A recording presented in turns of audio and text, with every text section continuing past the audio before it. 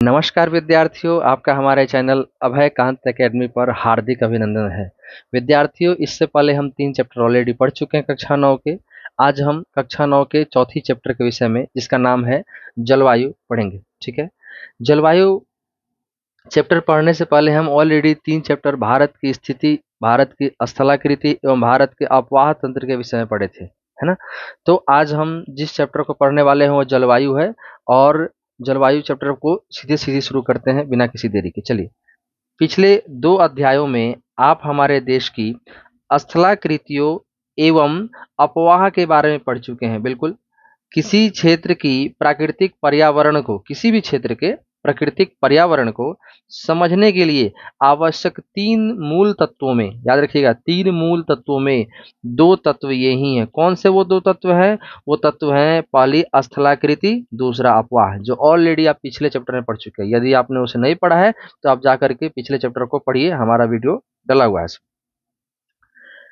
इसके बाद आगे कहता है, इस अध्याय में आप तीसरे तत्व अर्थात हमारे देश की वायुमंडलीय अवस्था के बारे में पढ़ेंगे। ठीक है। तीसरे तंत्र कौन है आपका? वो है, देखिए, मुख्य रूप से जो हमारा पारिस्थितिकी है वो 3 मुख्य रूपों से बना है। किससे किससे? जलमंडल, ठीक है, स्थल मंडल, ठीक है, और वायुमंडल। ठीक है। तो जल मंडल को आपने अपवाह चैप्टर में पढ़ा, जो चैप्टर नंबर 3 था। स्थल मंडल को आपने दूसरे चैप्टर में पढ़ा। आज पढ़ेंगे मुख्य रूप से वायुमंडल को। तो देखिए, वायुमंडल को विशेष रूप से नहीं पढ़ना है, लेकिन वायु के द्वारा जो जो क्रियाएं संपन्न होती हैं उनको अवश्य पढ़ेंगे आप। ठीक है, इस चैप्टर में। तो इन तीनों को मिलाकर ही हमारा पारिस्थितिकी तंत्र तैयार भी होता है, जिसे हम जैव मंडल कहते हैं। ठीक है। आगे कहता है क्या कि हम दिसंबर में ऊनी वस्त्र क्यों पहनते हैं? देखिए, हम दिसंबर में ऊनी वस्त्र क्यों पहनते हैं? तो इसलिए पहनते हैं ताकि मौसम में बदलाव हो चुका होता है, या जलवायु जो मौसम होता है वो कैसा हो जाता है? ठंडा हो जाता है। अथवा मई का महीना गर्म एवं असुविधाजनक क्यों होता है, या जून एवं जुलाई में वर्षा क्यों होती है? तो इन सब में इन तीनों का, अपवाह तंत्र का, स्थलाकृतियों का एवं वायुमंडलीय अवस्था का पूर्ण योगदान होता है। ये आगे चल के आपको समझ में आएगा इस चैप्टर में ही। इन सभी प्रश्नों के उत्तर आप भारत की जलवायु का अध्ययन करके जान सकते हैं। इसलिए हम आज कौन सा चैप्टर पढ़ने वाले हैं? जलवायु। आज आपको नई नई चीज जानने को मिलेंगी इसमें। आगे कहता है क्या, देखिएगा, कि एक विशाल क्षेत्र में लंबे समय अवधि, ध्यान रखिएगा कितना, 30 वर्ष से अधिक। एक विशाल क्षेत्र में लंबे समय अवधि कितना? तो 30 वर्ष या उससे अधिक में मौसम की जो अवस्थाएं होती हैं या जो विविधताओं का कुल योग होता है वही जलवायु होता है। अर्थात आप ऐसे समझिए सीधी सीधी भाषा में कि 30 वर्ष या उससे अधिक समय में मौसम की अवस्थाओं का अध्ययन जलवायु कहलाता है ना। या मौसम की अवस्थाओं तथा विविधताओं का कुल योग ही जलवायु है। ठीक है। तो मौसम तो क्षण प्रति क्षण बदलता रहता है। मौसम एक विशेष समय में एक क्षेत्र के वायुमंडल की अवस्था को बताता है। अर्थात आप कभी इस चीज को ध्यान दीजिएगा कि आप जिस क्षेत्र में रहते होंगे उस क्षेत्र में मौसम के द्वारा कहीं बारिश हो रही है, वहीं कुछ ही किलोमीटर दूर कहीं धूप निकला होता है। तो मौसम तो एक छोटे क्षेत्र में भी होता है और छोटे क्षेत्र में ही उसका असर होता है, लेकिन जलवायु का जो असर होता है वो बहुत बड़े विशाल क्षेत्र में होता है, पहला बात। दूसरा, मौसम कुछ ही समय के लिए बदलता है, छोटे छोटे समय के लिए, लेकिन जलवायु 30 वर्ष या उससे अधिक समय के अंतराल में बदलता है जलवायु। ठीक है। और 30 वर्ष या उससे अधिक समय में मौसम की जो अवस्थाएं या विविधताएं होंगी उन्हीं का कुल योग हम क्या कहलाता है? जलवायु कहलाता है। आगे लिखता है, मौसम तथा जलवायु के तत्व क्या क्या होते हैं? तो सबसे महत्वपूर्ण तत्व होता है तापमान, ध्यान देंगे। दूसरा, वायुमंडलीय दबाव, वायुमंडल का, वायु का तापमान तो आपको पता ही है ना।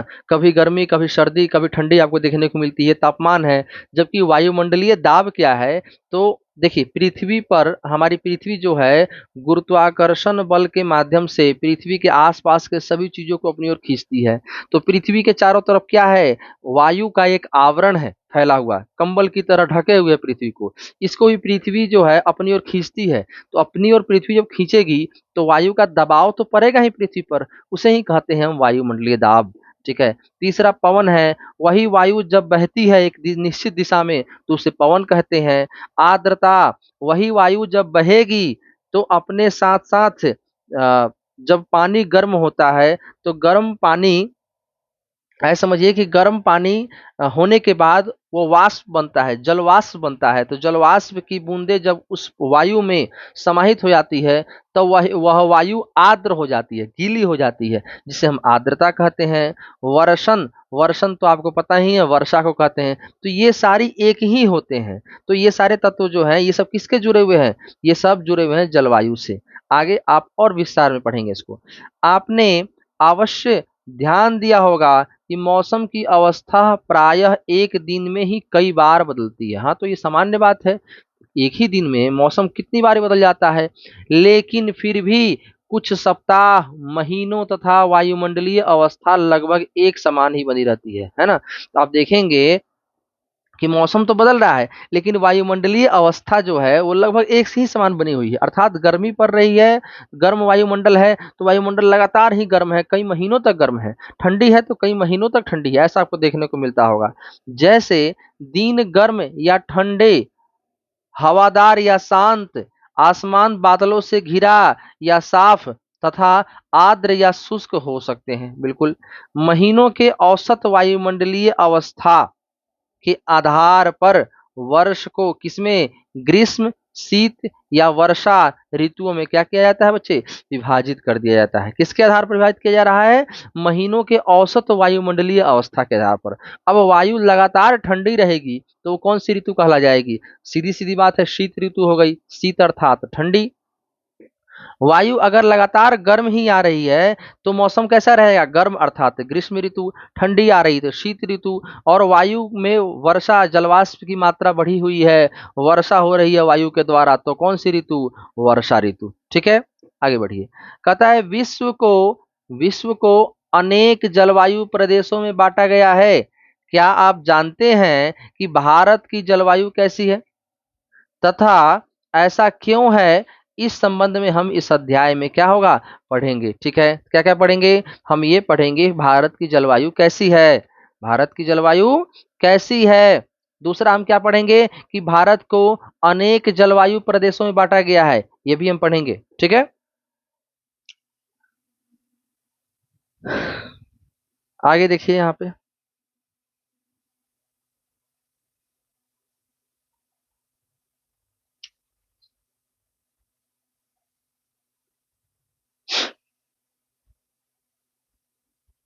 आगे कहता है, क्या आप जानते हैं मानसून शब्द की व्युत्पत्ति अरबी शब्द किससे हुई है, मौसम से। मौसम का अर्थ क्या होता है, मौसम का अर्थ होता है मौसम। मौसम का अर्थ क्या होता है, मौसम, ध्यान रखिएगा। मानसून का अर्थ एक वर्ष के दौरान वायु की दिशा में ऋतु के अनुसार परिवर्तन है। तो जब जैसी ऋतु बनती है वैसी क्या होती है, वायु की दिशा होती है। अर्थात आप नोटिस करेंगे कि भारत में यहाँ भारत का नक्शा देखिए, या भारत में दक्षिण और पश्चिम, दक्षिण कहाँ है तो दक्षिण नीचे हो जाएगा साउथ, ऊपर में नॉर्थ। ये हमने बनाया है दक्षिण भारत का मैप आपको। इसके बाद इधर हो जाएगा पूर्व और यहाँ हो जाएगा पश्चिम। आप नोटिस करेंगे कि ये चार दिशाएं हो गई, चार दिशाएं होंगी। पर और भी दिशाएं हैं, है ना, और भी दिशाएं हैं। कौन कौन, यहाँ नॉर्थ और ईस्ट तो हो जाएंगी नॉर्थ ईस्ट।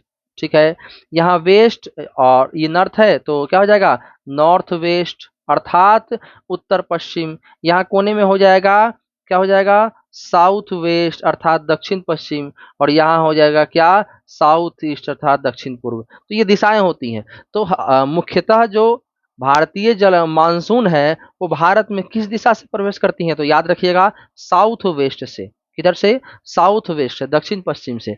इसलिए भारत में प्रवेश करने वाले मानसून को किस नाम से जाना जाता है? दक्षिणी पश्चिमी मानसून। याद रखेंगे किस नाम से जाना जाता है? दक्षिणी पश्चिमी मानसून।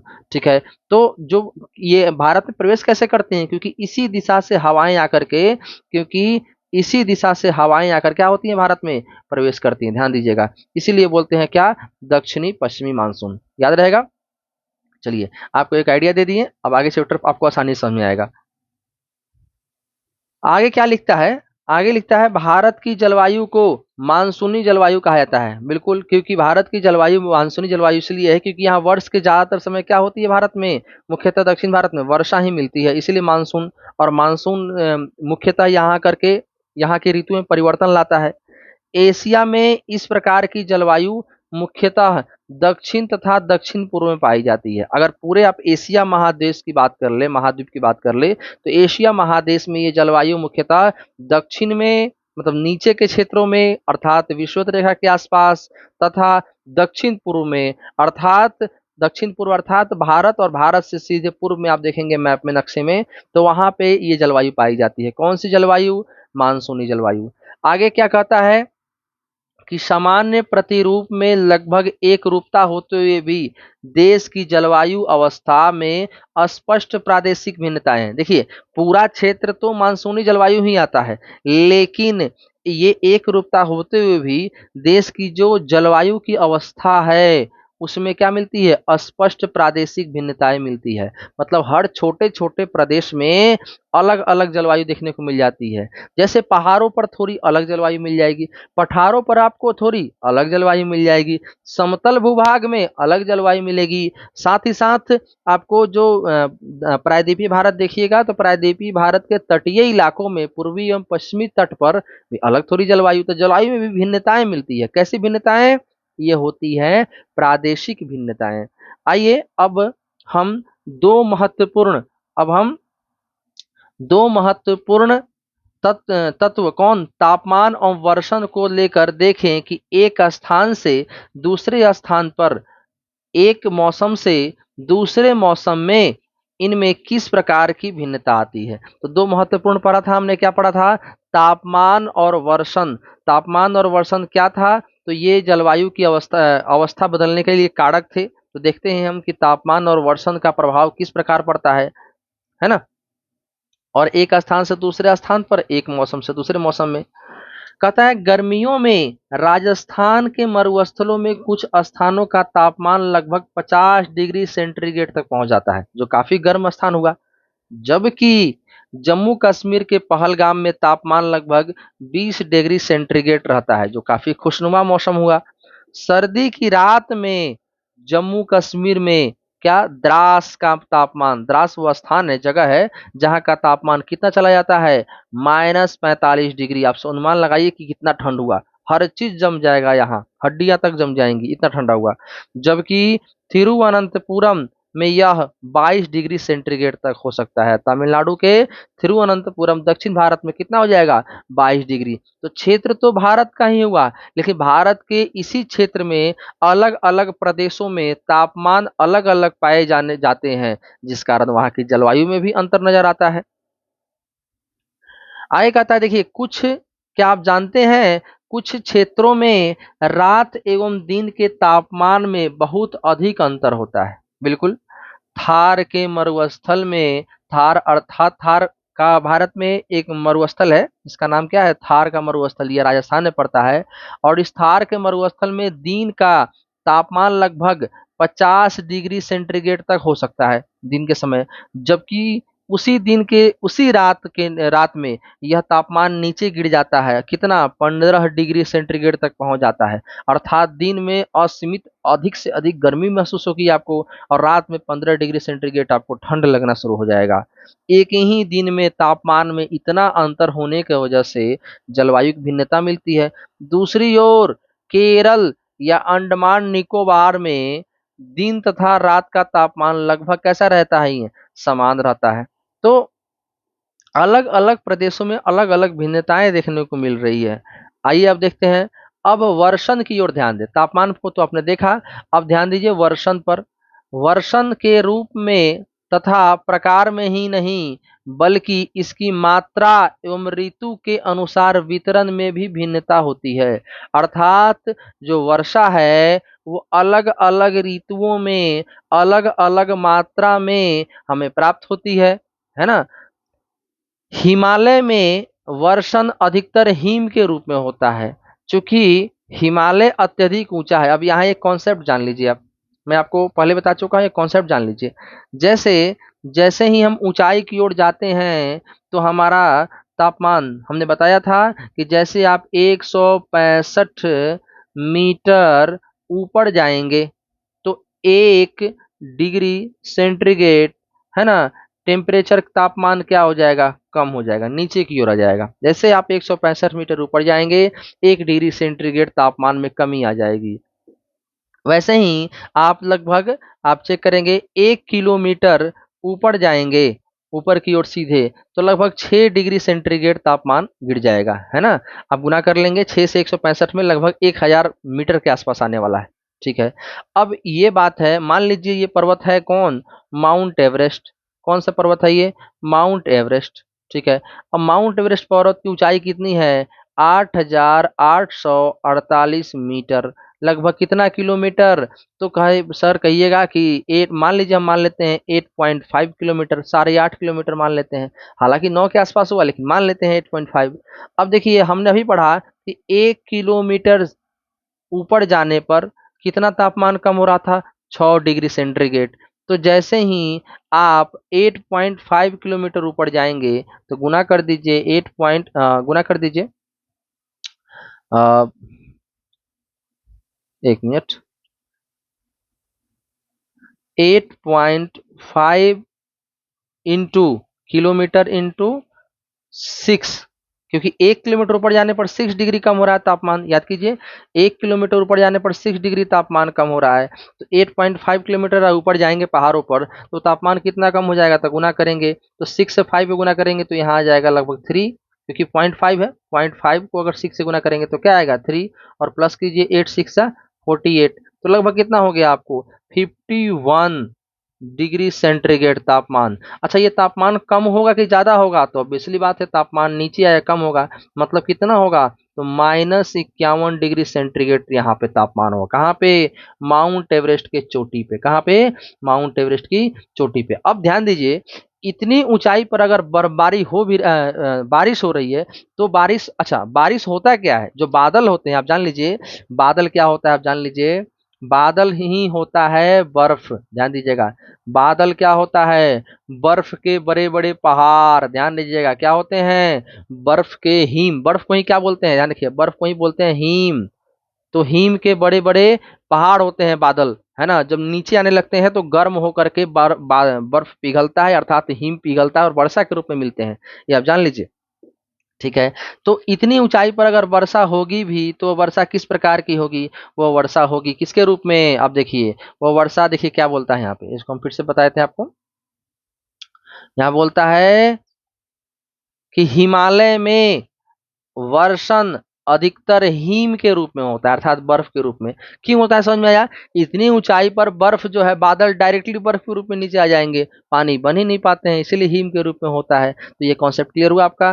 तथा देश के, आगे देखिए क्या बोलता है, देश के शेष भाग में यह वर्षा के रूप में होता है। शेष भाग में, क्यों, शेष भाग में नीचे है काफी, तो बर्फ वो जो बादल है वो नीचे नीचे क्या आते आते क्या बन जाता है, पूरी तरह से पानी बन जाता है और पानी के रूप में, वर्षा के रूप में हमें प्राप्त होता है।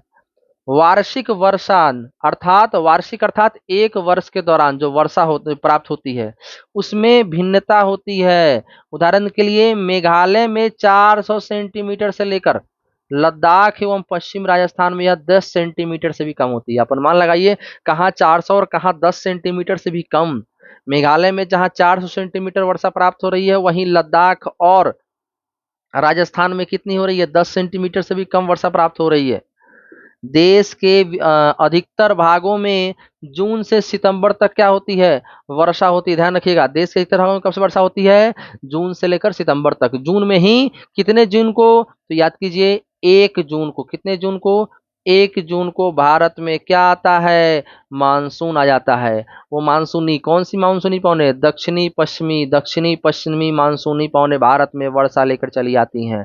ठीक है, और कब तक बरसती हैं, सितंबर तक होती है ना। कब तक होती हैं, सितंबर तक होती हैं।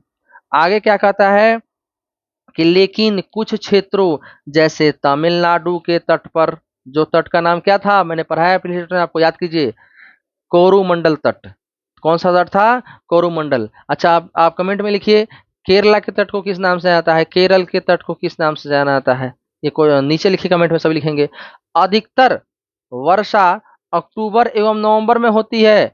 अधिकतर वर्षा कब होती है, अक्टूबर और नवंबर में। कहाँ होती है, तो ये होती है तमिलनाडु में। और तमिलनाडु के कौन से तट, अभी बताया, कोरोमंडल तट पर वर्षा होती है। कब, अक्टूबर एवं नवंबर में। जब हमारे यहाँ सर्दी हो रही होती है बिहार उत्तर प्रदेश के क्षेत्रों में, उसी समय वहां पर वर्षा होती है।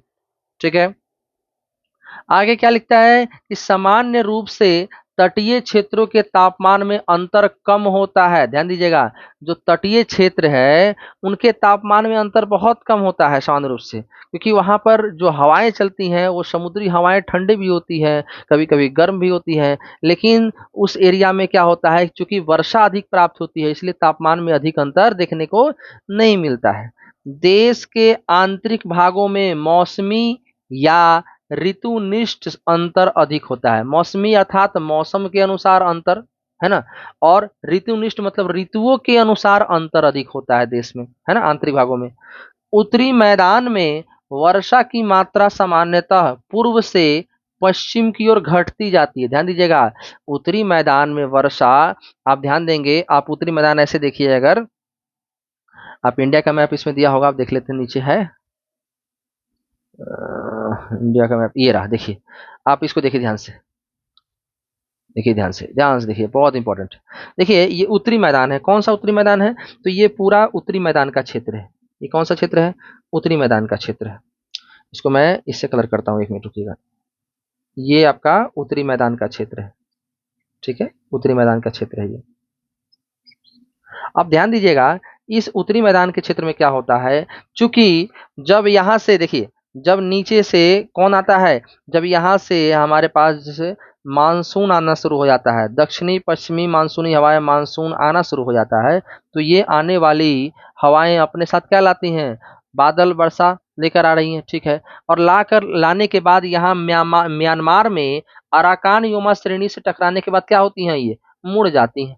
और मुड़ने के बाद कहाँ पहुंचती हैं, देखिए, तो बांग्लादेश से आए कहाँ पहुंचेंगी, भारत में कोलकाता, पश्चिम बंगाल। तो पश्चिम बंगाल में खूब वर्षा करेंगी, पश्चिम बंगाल में खूब वर्षा करेंगी। ठीक है, अच्छा, पश्चिम बंगाल में वर्षा करेंगी तो बादलों में पानी कम हो रहा है कि ज्यादा हो रहा है, कम हो रहा है, पिछली बात है। तो ये पानी कम हुआ, लेकिन हवाएं रुक तो रही है नहीं, आगे बढ़ रही है। आगे बढ़ते हुए कहाँ पहुंचती है, पटना, अर्थात बिहार के क्षेत्र में। बिहार में भी ये वर्षा करती हैं, लेकिन किससे कम, कोलकाता मतलब पश्चिम बंगाल से कम वर्षा हुआ बिहार में। बिहार से फिर कहाँ पहुंची, यूपी, लखनऊ। तो यहाँ पे जो वर्षा होगा वो वर्षा बिहार से भी कम होगा। लखनऊ से फिर कहाँ पहुंची, दिल्ली। दिल्ली में जो वर्षा होगा वो या यूपी से भी कम होगा। और इस प्रकार से जब ये और ऊपर जाती हैं, चंडीगढ़, पंजाब, तो यहाँ जाते जाते, हिमाचल पर जाते जाते, इनमें इनके हवाओं में, अर्थात मानसूनी हवाओं में बादलों में पानी बचता ही नहीं है, तो वर्षा होता ही नहीं है उतना। ठीक है, सूखा रह जाता है, कम पानी मिलता है। तो जैसे आप नोटिस कीजिएगा, ये रहा ईस्ट अर्थात पूर्व, और ये रहा वेस्ट अर्थात पश्चिम। तो भारत में मानसूनी हवाएं उत्तर भारत में पूर्व से, कहाँ से, ईस्ट से, पूर्व से पश्चिम की ओर जाते समय क्या होता है, वर्षा की मात्रा घटती चली जाती है। देखिए, एक लाइन समझाने के लिए मैंने आपको कितने अच्छे समझाया कंसेप्ट। अच्छा, इसमें एक चीज और जान लीजिए जो आगे काम आएगा आपको। यहाँ पे जब दक्षिणी पश्चिमी मानसून इस प्रकार से आगे बढ़ती है, ध्यान दीजिएगा, इस प्रकार से आगे बढ़ती है, तो दक्षिणी पश्चिमी मानसून की एक शाखा मतलब एक पार्ट, एक भाग उसका, जिसको कहा गया है कौन सा, बंगाल की खाड़ी की शाखा। ध्यान दीजिए, कौन सा खाड़ी, बंगाल की खाड़ी की शाखा, एक ये चली गई, जिसको आपने देखा जाते हुए भारत में प्रवेश करते हुए, है ना। भारत में कहाँ से मुड़ी और प्रवेश की आपने देखा, देखा टकरा करके। अब एक दूसरी शाखा होती है जिसे बोलते हैं कौन सी शाखा, पश्चिम तरफ आइए देखिए, अरब सागर की शाखा। क्या बोलते हैं, अरब सागर की शाखा। दक्षिणी पश्चिमी मानसून की अरब सागर की शाखा ये भारत के पश्चिम तरफ से भारत में टकराती है और आने का प्रयास करती है। लेकिन चूंकि मैंने आपको स्थलाकृति पढ़ाते वक्त बताया था कि भारत के पश्चिमी छोर पर जितने भी पर्वत हैं वो क्या हैं, ऊंचे हैं। क्या है, ऊंचे हैं। अब नोटिस कीजिएगा कि अगर आप ऐसे समझिए कि अगर ये पर्वत है और पर्वत ये है, तो इस पर्वत को अगर बादल बादल इसको पार ही ना कर पाए, यहाँ से बहकर आए लेकिन इसको पार ही ना कर पाए, तो क्या होगा, वर्षा इस साइड ज्यादा हो जाएगी। लेकिन दूसरी साइड क्या रह जाएगा, दूसरी साइड थोड़ा बहुत बादल पहुंचा तो थोड़ा बहुत बारिश होगा, लेकिन ये क्या रह जाएगा, सूखा। क्या रह जाएगा, ये सूखा। तो जिधर सूखा रहेगा उसी को बोलते हैं वृष्टि छाया का क्षेत्र। क्या बोलते हैं, वृष्टि छाया का क्षेत्र। क्या बोलते हैं, वृष्टि छाया। और जिधर बारिश होगी, खूब होगी, वो क्षेत्र ये होगा। अब ये देखिए दक्षिणी पश्चिमी मानसून में भी मानसून की अरब सागर शाखा जब भारतीय प्रायद्वीपीय भारत के पश्चिमी तट पर वर्षा करती हैं तो खूब बारिश होता है इस क्षेत्र में।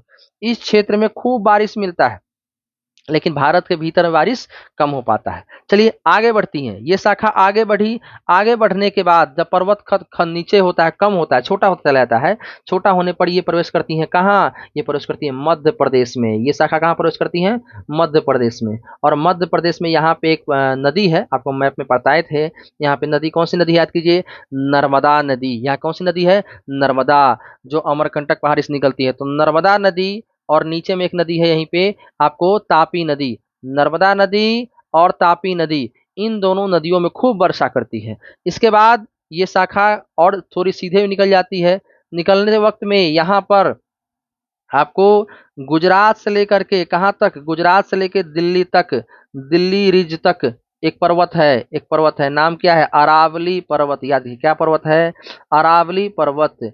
आपका दिल्ली में जो आपका ऐसे समझिए राष्ट्रपति भवन है, ये रायसेना हिल्स पर है। रायसेना हिल्स जो हिल है, पहाड़ी है, वो भी अरावली पर्वत का ही हिस्सा है। ठीक है, तो ये जो है इसको राजस्थान के, मतलब राजस्थान के या फिर गुजरात के दूसरे क्षेत्र में ये पर्वत इस मानसूनी पवन को जाने ही नहीं देती है। मतलब अरावली के इस तरफ ही टकराकर वर्षा होती है, दूसरी तरफ इस तरफ क्या पड़ जाता है, फिर से सूखा रह जाता है।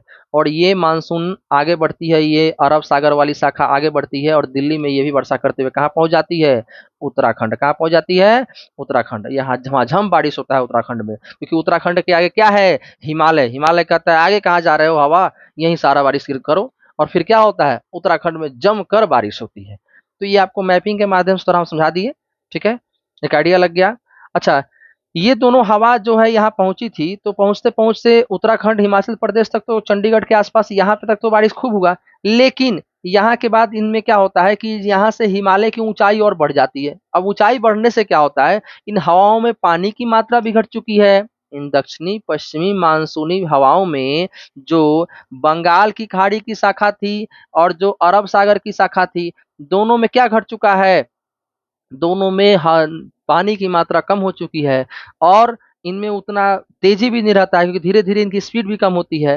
तो ये और ऊपर लद्दाख वगैरह के क्षेत्र में, जो लद्दाख है यहाँ जम्मू कश्मीर के बाद, यहाँ पे आपका एक सेकंड रुकिएगा, जम्मू कश्मीर के बाद यहाँ एक लद्दाख है। तो दोनों में क्या होता है, यहाँ दोनों में वर्षा न के बराबर होती है। इसलिए लद्दाख क्या रह जाता है, मरुस्थल रह जाता है, सूखा रह जाता है ना। ऐसा मरुस्थल डेजर्ट हो जाता है, जहाँ पर पानी ही नहीं पहुंच रहा, वो क्षेत्र क्या हो जाएगा, मरुस्थल। उसी प्रकार से यहाँ पे राजस्थान का जो थार क्षेत्र है, मरुस्थल है, ये भी क्या रह जाता है, मरुस्थल रहता है, क्योंकि अरावली के कारण उधर पानी नहीं जा पाता है। दक्षिणी पश्चिमी मानसूनी मानसूनी हवाएं बारिश नहीं कर पाती है। ठीक है, तो सिंपल सा कॉन्सेप्ट था। आप चैप्टर पर आइए और आसानी से समझ में आएगा आपको चैप्टर। अब और थोड़ा तेज चलेंगे ताकि कॉन्सेप्ट क्लियर हो गया आपको। ठीक है, तो देखिए आगे क्या कहता है। तो हम कहाँ थे, हम थे कहाँ पे, आइए हम वहीं से शुरू करते हैं, जहां हमने छोड़ा था वहीं से हम पकड़ते हैं, ताकि एक एक चीज क्लियर होते चले चैप्टर में आपको। उत्तरी मैदान में वर्षा की मात्रा सामान्यतः कहाँ से, याद कीजिए, पूर्व से पश्चिम की ओर घटती जाती है। ये भिन्नताएं लोगों के जीवन में विविधता लाती हैं। जहाँ ज्यादा बारिश वहाँ अलग प्रकार का जीवन, जहाँ कम बारिश वहाँ अलग प्रकार का जीवन। तो जीवन में विविधता तो वहीं जाएगी। जो उनके भोजन वस्त्र और घरों के प्रकार में दिखती है ना। जहाँ जैसा बारिश होगा, जहाँ जैसा पानी मिलेगा, उस हिसाब से घर बनाएंगे, उस हिसाब के फसल होंगे, उस हिसाब से भोजन मिलेगा उनको, है ना। आगे लिखता है, ज्ञात कीजिए राजस्थान में घरों की दीवार मोटी तथा छत चपटी क्यों होती है। ठीक है, तो ये ज्ञात करना है आपको। इसका उत्तर सिंपल हो जाएगा, क्योंकि वहां गर्मी अधिक पड़ती है, तो दीवारें गर्म न अधिक जल्दी ना हो, इसके लिए मोटी दीवार होती है। छत चपटी होती है।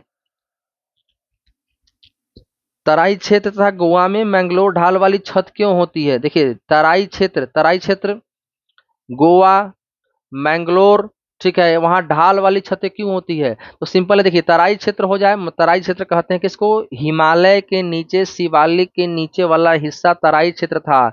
याद कीजिए, यहाँ वर्षा खूब हो रही थी, और गोवा में भी वर्षा खूब होती है, मैंगलोर में भी वर्षा खूब होती है। ये सब ढाल वाली छतें इसलिए बनती है क्योंकि पानी तेजी से बाहर निकल जाएगा, और ना छत पर भार अधिक पड़ेगा ना ज्यादा बारिश होने से।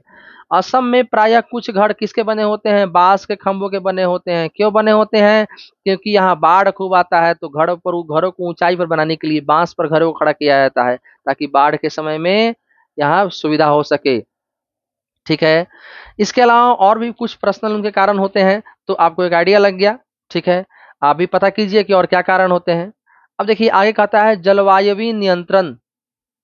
किसी भी क्षेत्र की जलवायु को नियंत्रित करने वाले कितने कारक, प्रमुख कारक कितने, 6। पहला अक्षांश, दूसरा तुंगता अर्थात ऊंचाई, तीसरा वायु का दबाव एवं पवन तंत्र, हवा के बहने की दिशा, समुद्र से उस स्थल की दूरी, महासागरीय धाराएं, तथा ऊंचा वच कहीं अधिक ऊंचा हो जाना, कहीं नीचा हो जाना। ये सारे लक्षण है जिससे वहां की जलवायु को नियंत्रित किया जाता है, अर्थात जलवायु नियंत्रित होती है। कि कहीं की जलवायु ठंडी होगी या गर्म होगी, जहाँ पे ऊंचे ऊंचे पर्वत होंगे वहां की जलवायु कैसी होगी, सीधी सी बात है, पर्वत पर ऊंचाई पर ठंडी होगी तो ठंडी जलवायु। जहाँ पे स्थल भूभाग है, पठारी क्षेत्र है, तो वहां क्या होगा, गर्म होगा, क्योंकि स्थल जल्दी गर्म हो जाता है, पठार जल्दी गर्म हो जाता है, तो जलवायु कैसी होगी, गर्म होगी।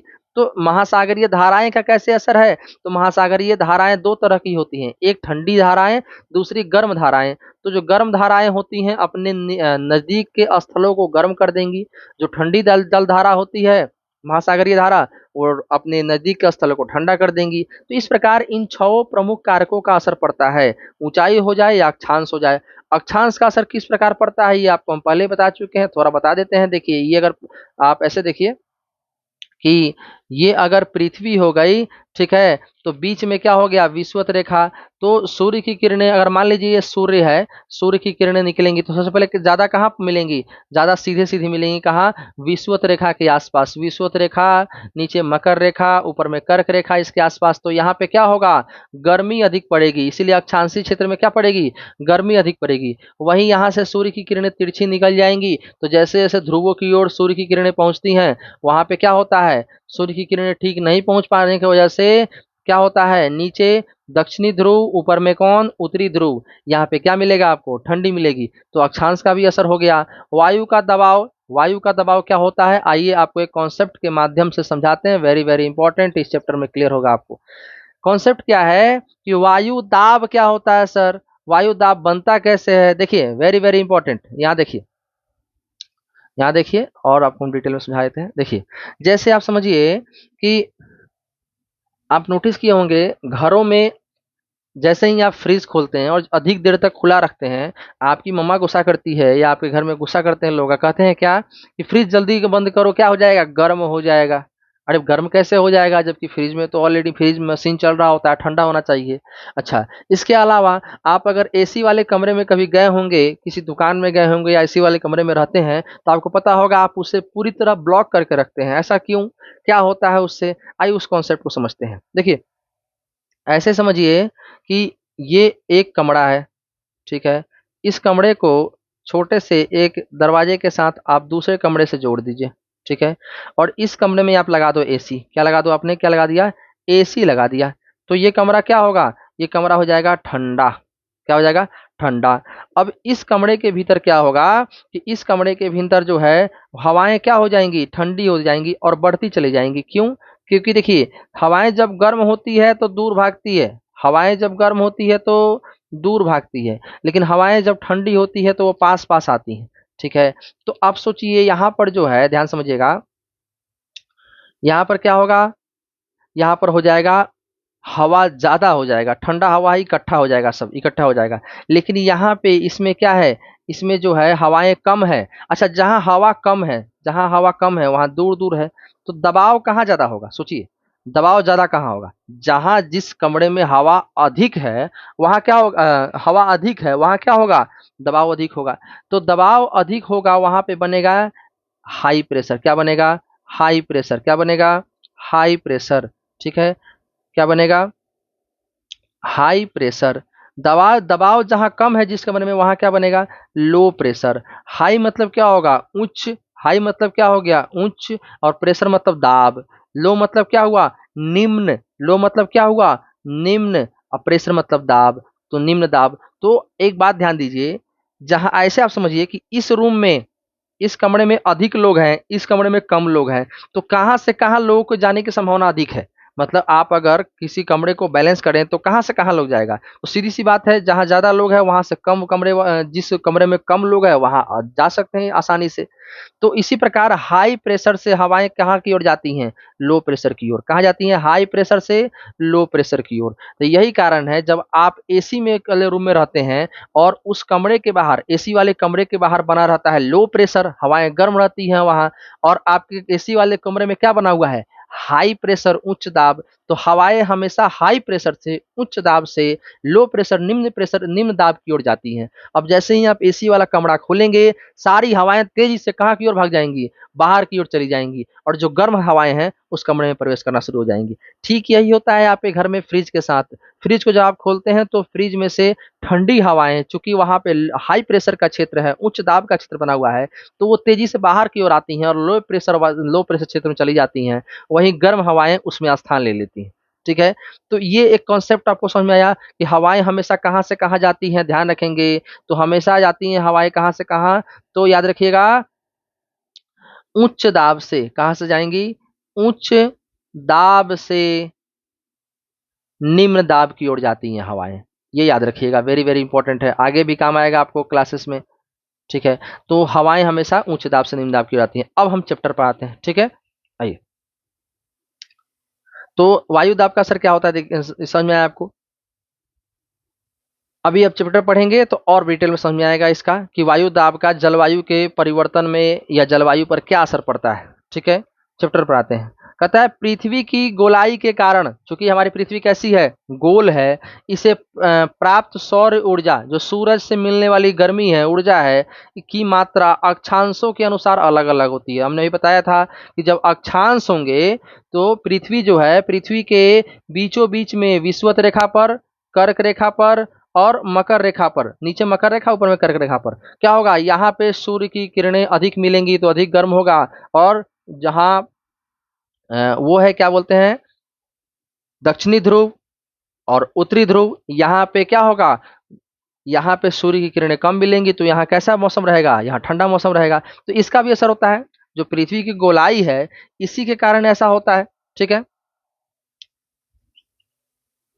आगे क्या कहता है कि इसके परिणाम स्वरूप तापमान विषुवत वृत्त से ध्रुवों की ओर सामान्यतः घटता जाता है। ध्यान दीजिएगा, इसके परिणाम स्वरूप क्या होगा, विषुवत वृत्त से जैसे जैसे अर्थात अक्षांश रेखा से, विषुवत वृत्त अर्थात अक्षांश रेखा से जैसे जैसे आप ध्रुवों की ओर जाएंगे क्या हो जाएगा, गर्मी घटती जाएगी, तापमान में कमी आती जाएगी, ध्रुवों की ओर तापमान क्या होगा, घटता चला जाएगा, और ध्रुव पर जाकर के पूरा माइनस में तापमान चला जाता है। जब कोई व्यक्ति पृथ्वी की सतह से ऊंचाई की ओर जाता है तो वायुमंडल की सघनता कम हो जाती है। ध्यान दीजिएगा, जैसे ही आप पृथ्वी के जहां आप खड़े हैं वहां से जब ऊपर की ओर जाएंगे तो ऊपर जाते जाएंगे तो वहां पे हवा का दबाव कम होता जाता है। सबसे ज्यादा दबाव कहाँ होगा, सबसे नीचे होगा। सबसे कम दबाव कहाँ होगा, ऊपर में होगा। तो ऊपर में दबाव कम है, दबाव कम होने की वजह से वहां तापमान में भी क्या आता है, कमी आ जाती है। कितना कम हो जाता है ये मैं बता चुका हूँ, 165 मीटर ऊपर जाने पर 1 डिग्री सेल्सियस तापमान कम हो जाता है, ये मैंने पढ़ा है आपको अभी।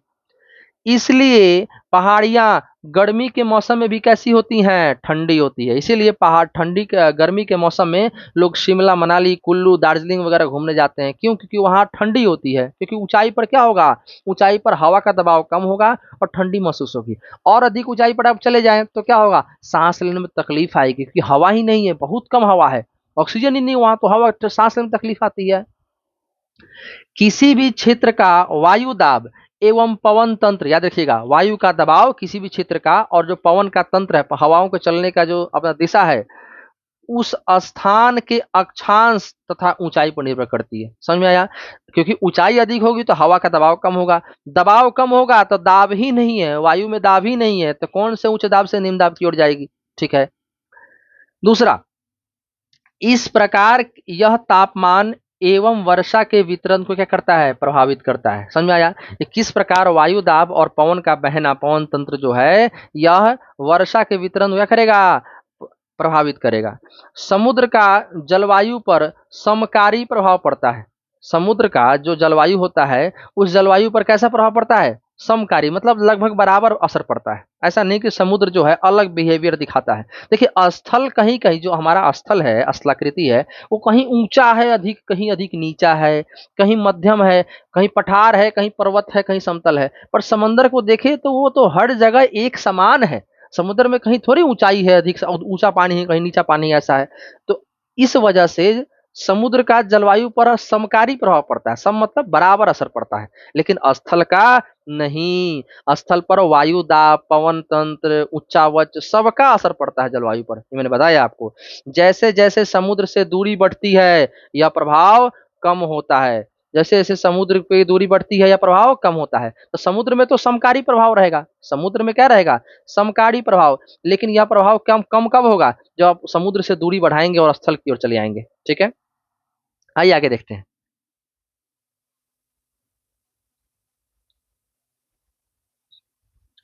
कम होता जाता है और लोग क्या होते हैं, लोग विषम मतलब, विषम मतलब बराबर नहीं, अलग प्रकार के मौसमी व्यवस्थाओं में अव्यवस्थाओं को महसूस करते हैं। लगता है कि यार ये गर्मी अधिक पड़ रही है, अरे ठंडी अधिक लग रही है। तो ये सारे क्या है, आपको तो लगता है अव्यवस्था, व्यवस्था सही नहीं है, एक्चुअली ये प्राकृतिक व्यवस्था है। लेकिन मौसमी अव्यवस्थाओं को आप क्या करते हैं, महसूस करते हैं, फील करते हैं कि अधिक गर्मी लग रही है, अधिक ठंडी लग रही है ना। इसे महाद्वीपीय अवस्था, गर्मी में बहुत अधिक गर्म और सर्दी में बहुत अधिक ठंडा, है ना, महाद्वीपीय अवस्था कहते हैं। याद रखिएगा, क्या होगा, गर्मी में बहुत अधिक गर्मी लग रही है, ठंडी में बहुत अधिक ठंडी लग रही है। कहाँ पे, महाद्वीपों पे। याद रखिएगा, जबकि महासागर में यह अवस्था आपको समान रूप से महसूस होगी, कोई अंतर महसूस नहीं होगा। महासागरीय धाराएं समुद्र से तट की ओर चलने वाली हवाओं के साथ तटीय क्षेत्रों की जलवायु को प्रभावित करती हैं। आपने देखा होगा, समुद्र की जो धाराएं होती हैं वो तट की ओर जोर जोर से लहर मारता है। तो ये जो धाराएं होती है जो तट के क्षेत्र की ओर चलती हैं, ये क्या होती हैं, तट के उस क्षेत्र की जलवायु को प्रभावित करती हैं, है ना। उदाहरण के लिए, कोई भी तटीय क्षेत्र, कोई भी तटीय क्षेत्र, चाहे भारत का पश्चिमी तटीय क्षेत्र या पूर्वी तटीय क्षेत्र ले लीजिए, जहां गर्म या ठंडी जलधाराएं बहती है, वायु की दिशा समुद्र से तट की ओर हो। वायु की दिशा किधर होती है, समुद्र से हमेशा तट की ओर। तभी तो वायु जब बहती है तो समुद्र के लहरों को तट की ओर जोर से धक्का मारती है ना। तो जब ये जलधाराएं जैसी होंगी, अगर ठंडी होगी तो ठंडी जलधाराएं बह रही हैं तो तट क्या हो जाएगा, ठंडा। अगर गर्म जलधारा आ रही है तो तट क्या हो जाएगा, गर्म। तभी क्या बोल रहा है, तब वह तट गर्म हो जाएगा या ठंडा हो जाएगा। जब गर्म जलधारा मिलेगा तो गर्म, और जब ठंडा जलधारा मिला तो तट क्या हो जाएगा, ठंडा। सिंपल सी बात है। आगे देखिए, कहता है ज्ञात कीजिए विश्व के अधिकतर मरुस्थल उपोष्ण कटिबंधीय भागों में स्थित महाद्वीपों के पश्चिमी किनारे पर क्यों स्थित है ना। अब उपोष्ण क्या होता है, देखिए उपोष्ण उसको कहते हैं जहां पर उष्ण और शीत अर्थात गर्म और ठंडी दोनों दोनों स्थान मिक्सर होते हैं वहां पर। ठीक है, जैसे आप अगर देखेंगे, ये रही अगर आपकी ये पृथ्वी, ठीक है, तो इस पृथ्वी में बीच में क्या होगा, बीच में आपका क्या होगा, उष्ण कटिबंध। देखिए जैसे जैसे ऊपर जाएंगे क्या होगा, गर्मी कम होती जाएगी और ठंड बढ़ती जाएगी। तो बीच में क्या पड़ेगा, उपोष्ण, ऊपर में क्या पड़ेगा, शीतोष्ण, है ना। इस प्रकार से बटे होते हैं। ठीक है, आपको एक आइडिया लग गया होगा। अब आगे देखिए क्या है। अंत में किसी स्थान की जलवायु को निर्धारित करने में उच्चावच की भी महत्वपूर्ण भूमिका होती है। बिल्कुल बता चुके हैं आपको हम। जैसे जैसे ऊंचाई बढ़ती है तापमान क्या होता है, नीचे की ओर गिरता है। जब तापमान नीचे गिरेगा तो जलवायु में क्या होगा, परिवर्तन आएगा।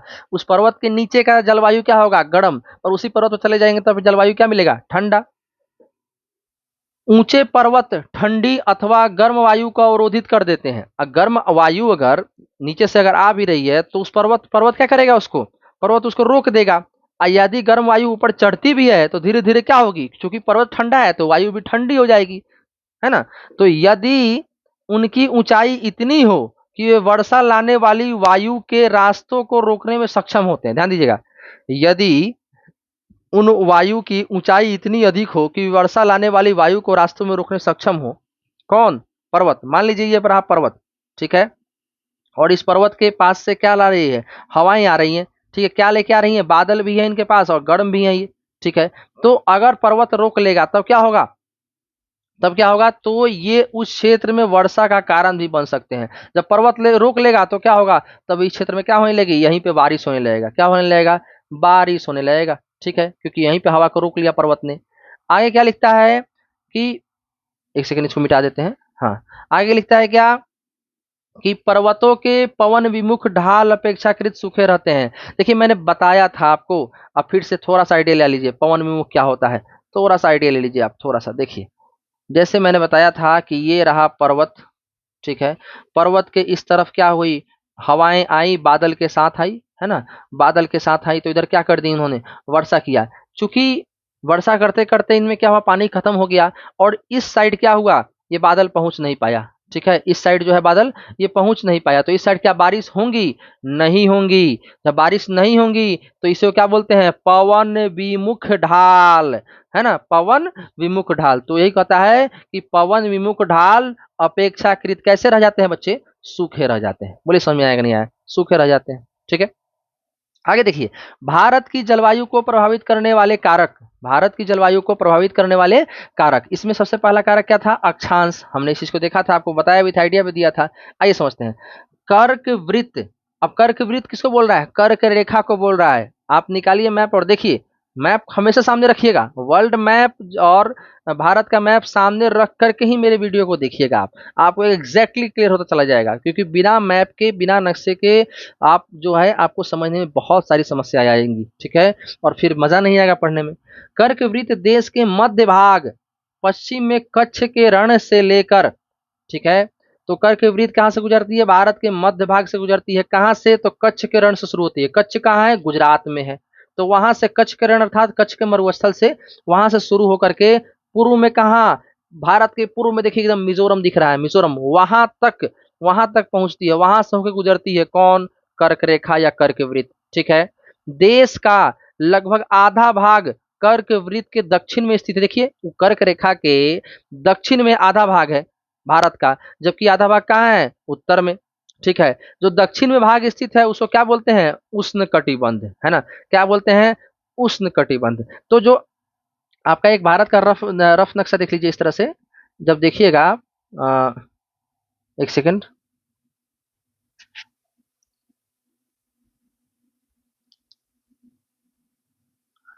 जब भारत का आप नक्शा देखिएगा,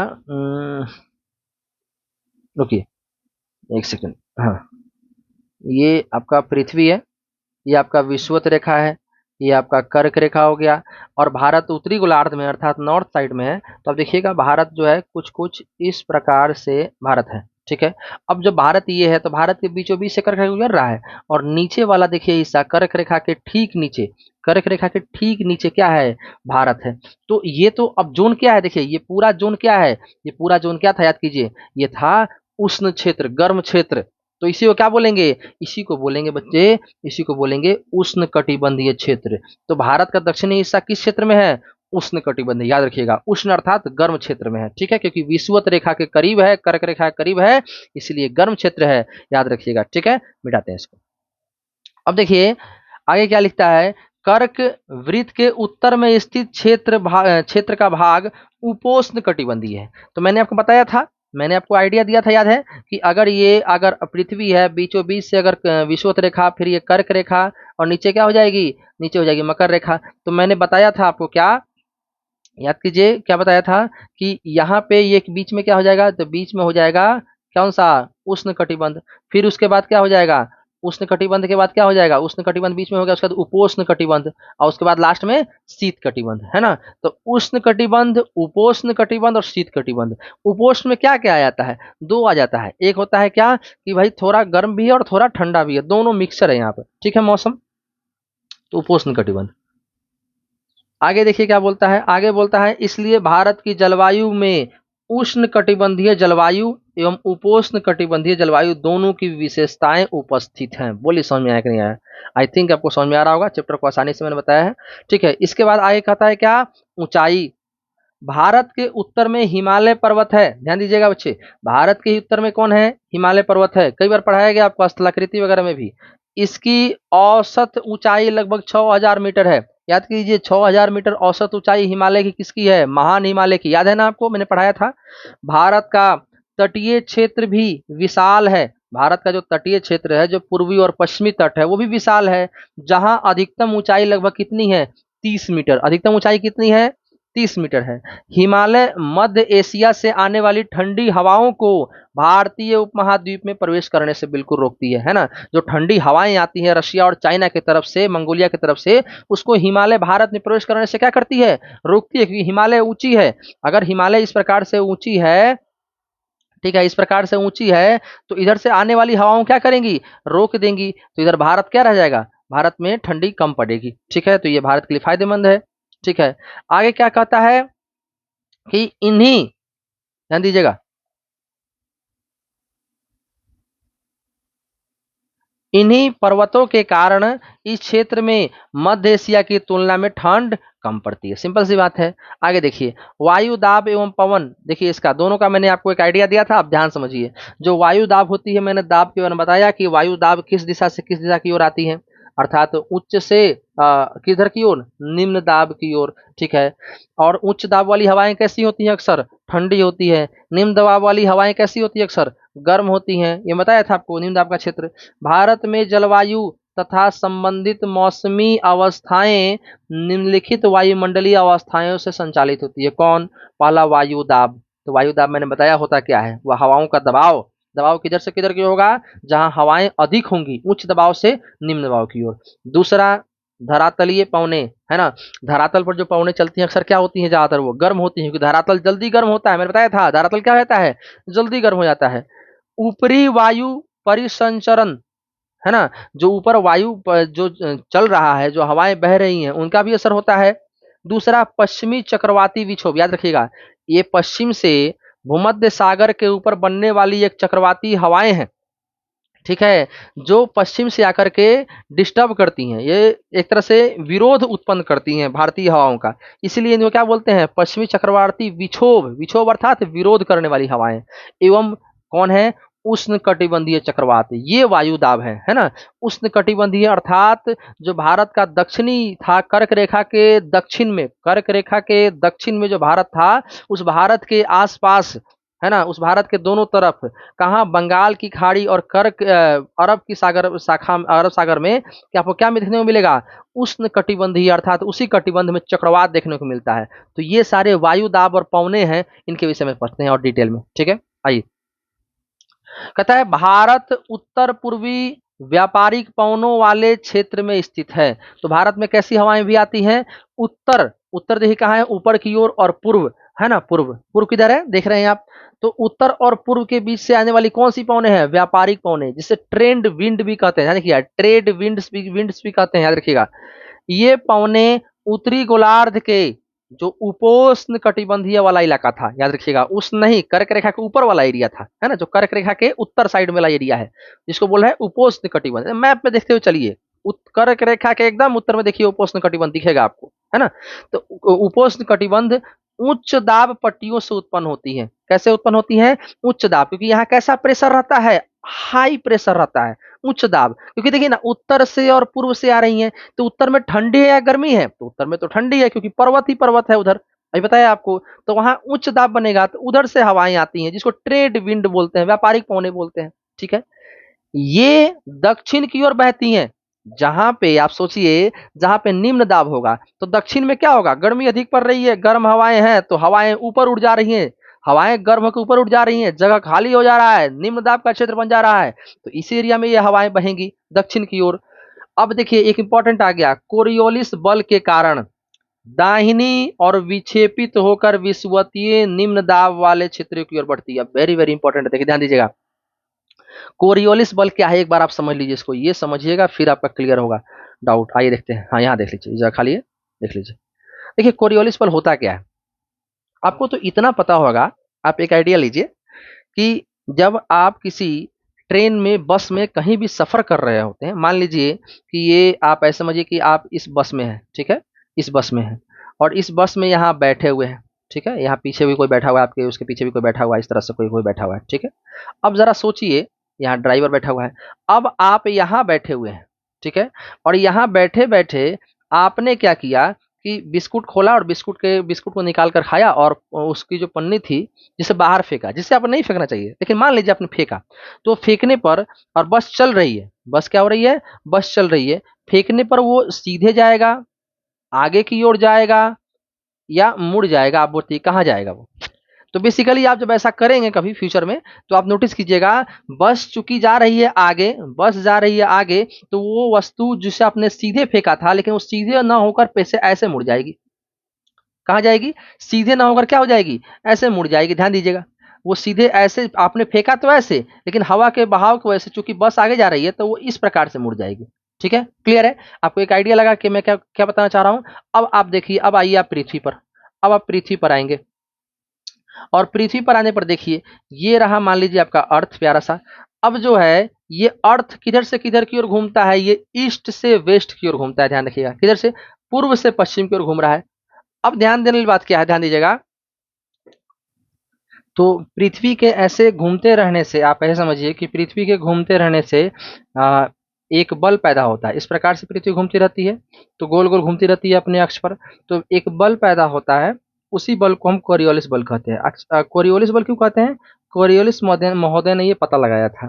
एक्चुअली होता क्या है कि ये आपका विषुवत रेखा 0 डिग्री हो गया, इसके नीचे ये हो गया आपका मकर रेखा, ठीक है, ये मकर रेखा हो गया आपका, ठीक है, इसके बाद ये हो गया आपका कर्क रेखा, ठीक है।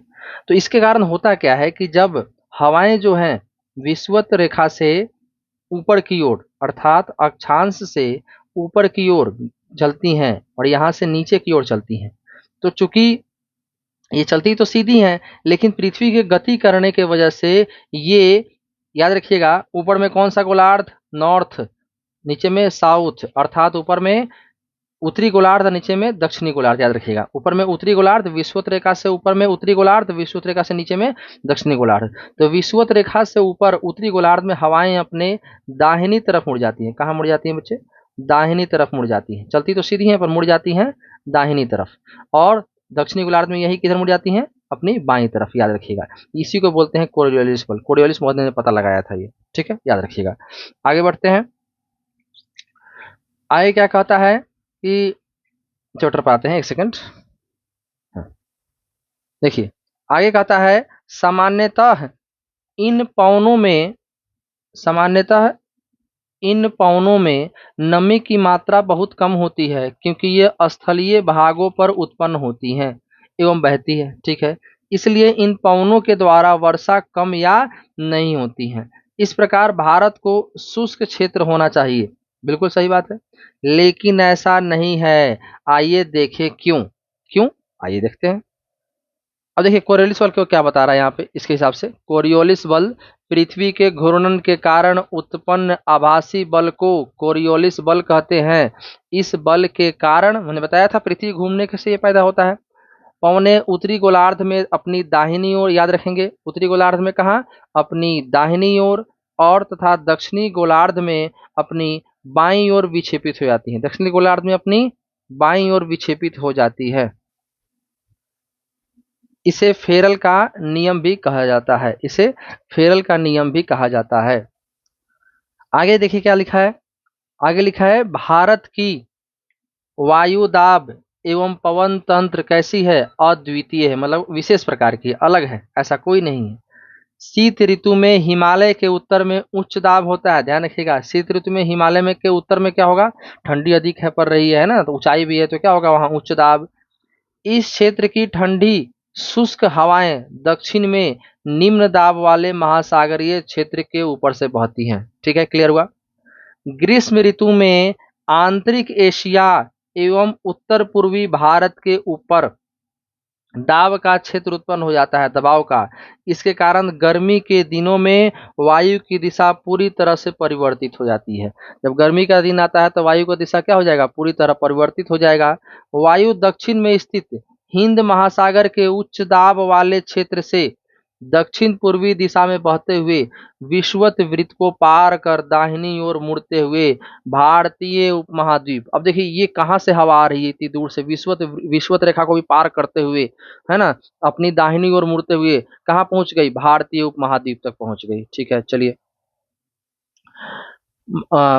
भारतीय उपमहाद्वीप पर स्थित, अच्छा ये कहाँ आती हैं? तो देखिए भारतीय उपमहाद्वीप उसमें क्या क्षेत्र बना होता है? निम्न दाब का क्षेत्र बना होता है, निम्न दाब की ओर आती है। क्यों? क्योंकि भारत स्थल है पूरा, तो भारत पूरा गर्म होकर यहाँ से हवाएं ऊपर उठ चुकी है, तो भारत में क्या बन चुका है ऑलरेडी? निम्न दाब का क्षेत्र बन चुका है, भारत में आती है। इन्हें क्या बोलते हैं? दक्षिण पश्चिम मानसून। आपको बताऊंगा नहीं विशेष, क्योंकि ऑलरेडी बता चुका हूं मैं। दक्षिण पश्चिम मानसून, याद है ना? ठीक है, अगर ये भारत है तो इधर से आ रही थी दक्षिण पश्चिम मानसून।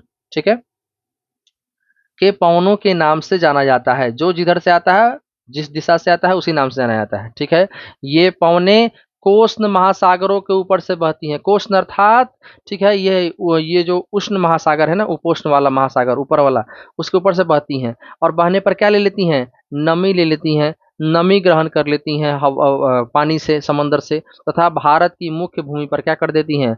वर्षा कर देती हैं। ठीक है, आइए ऋतु को समझते हैं।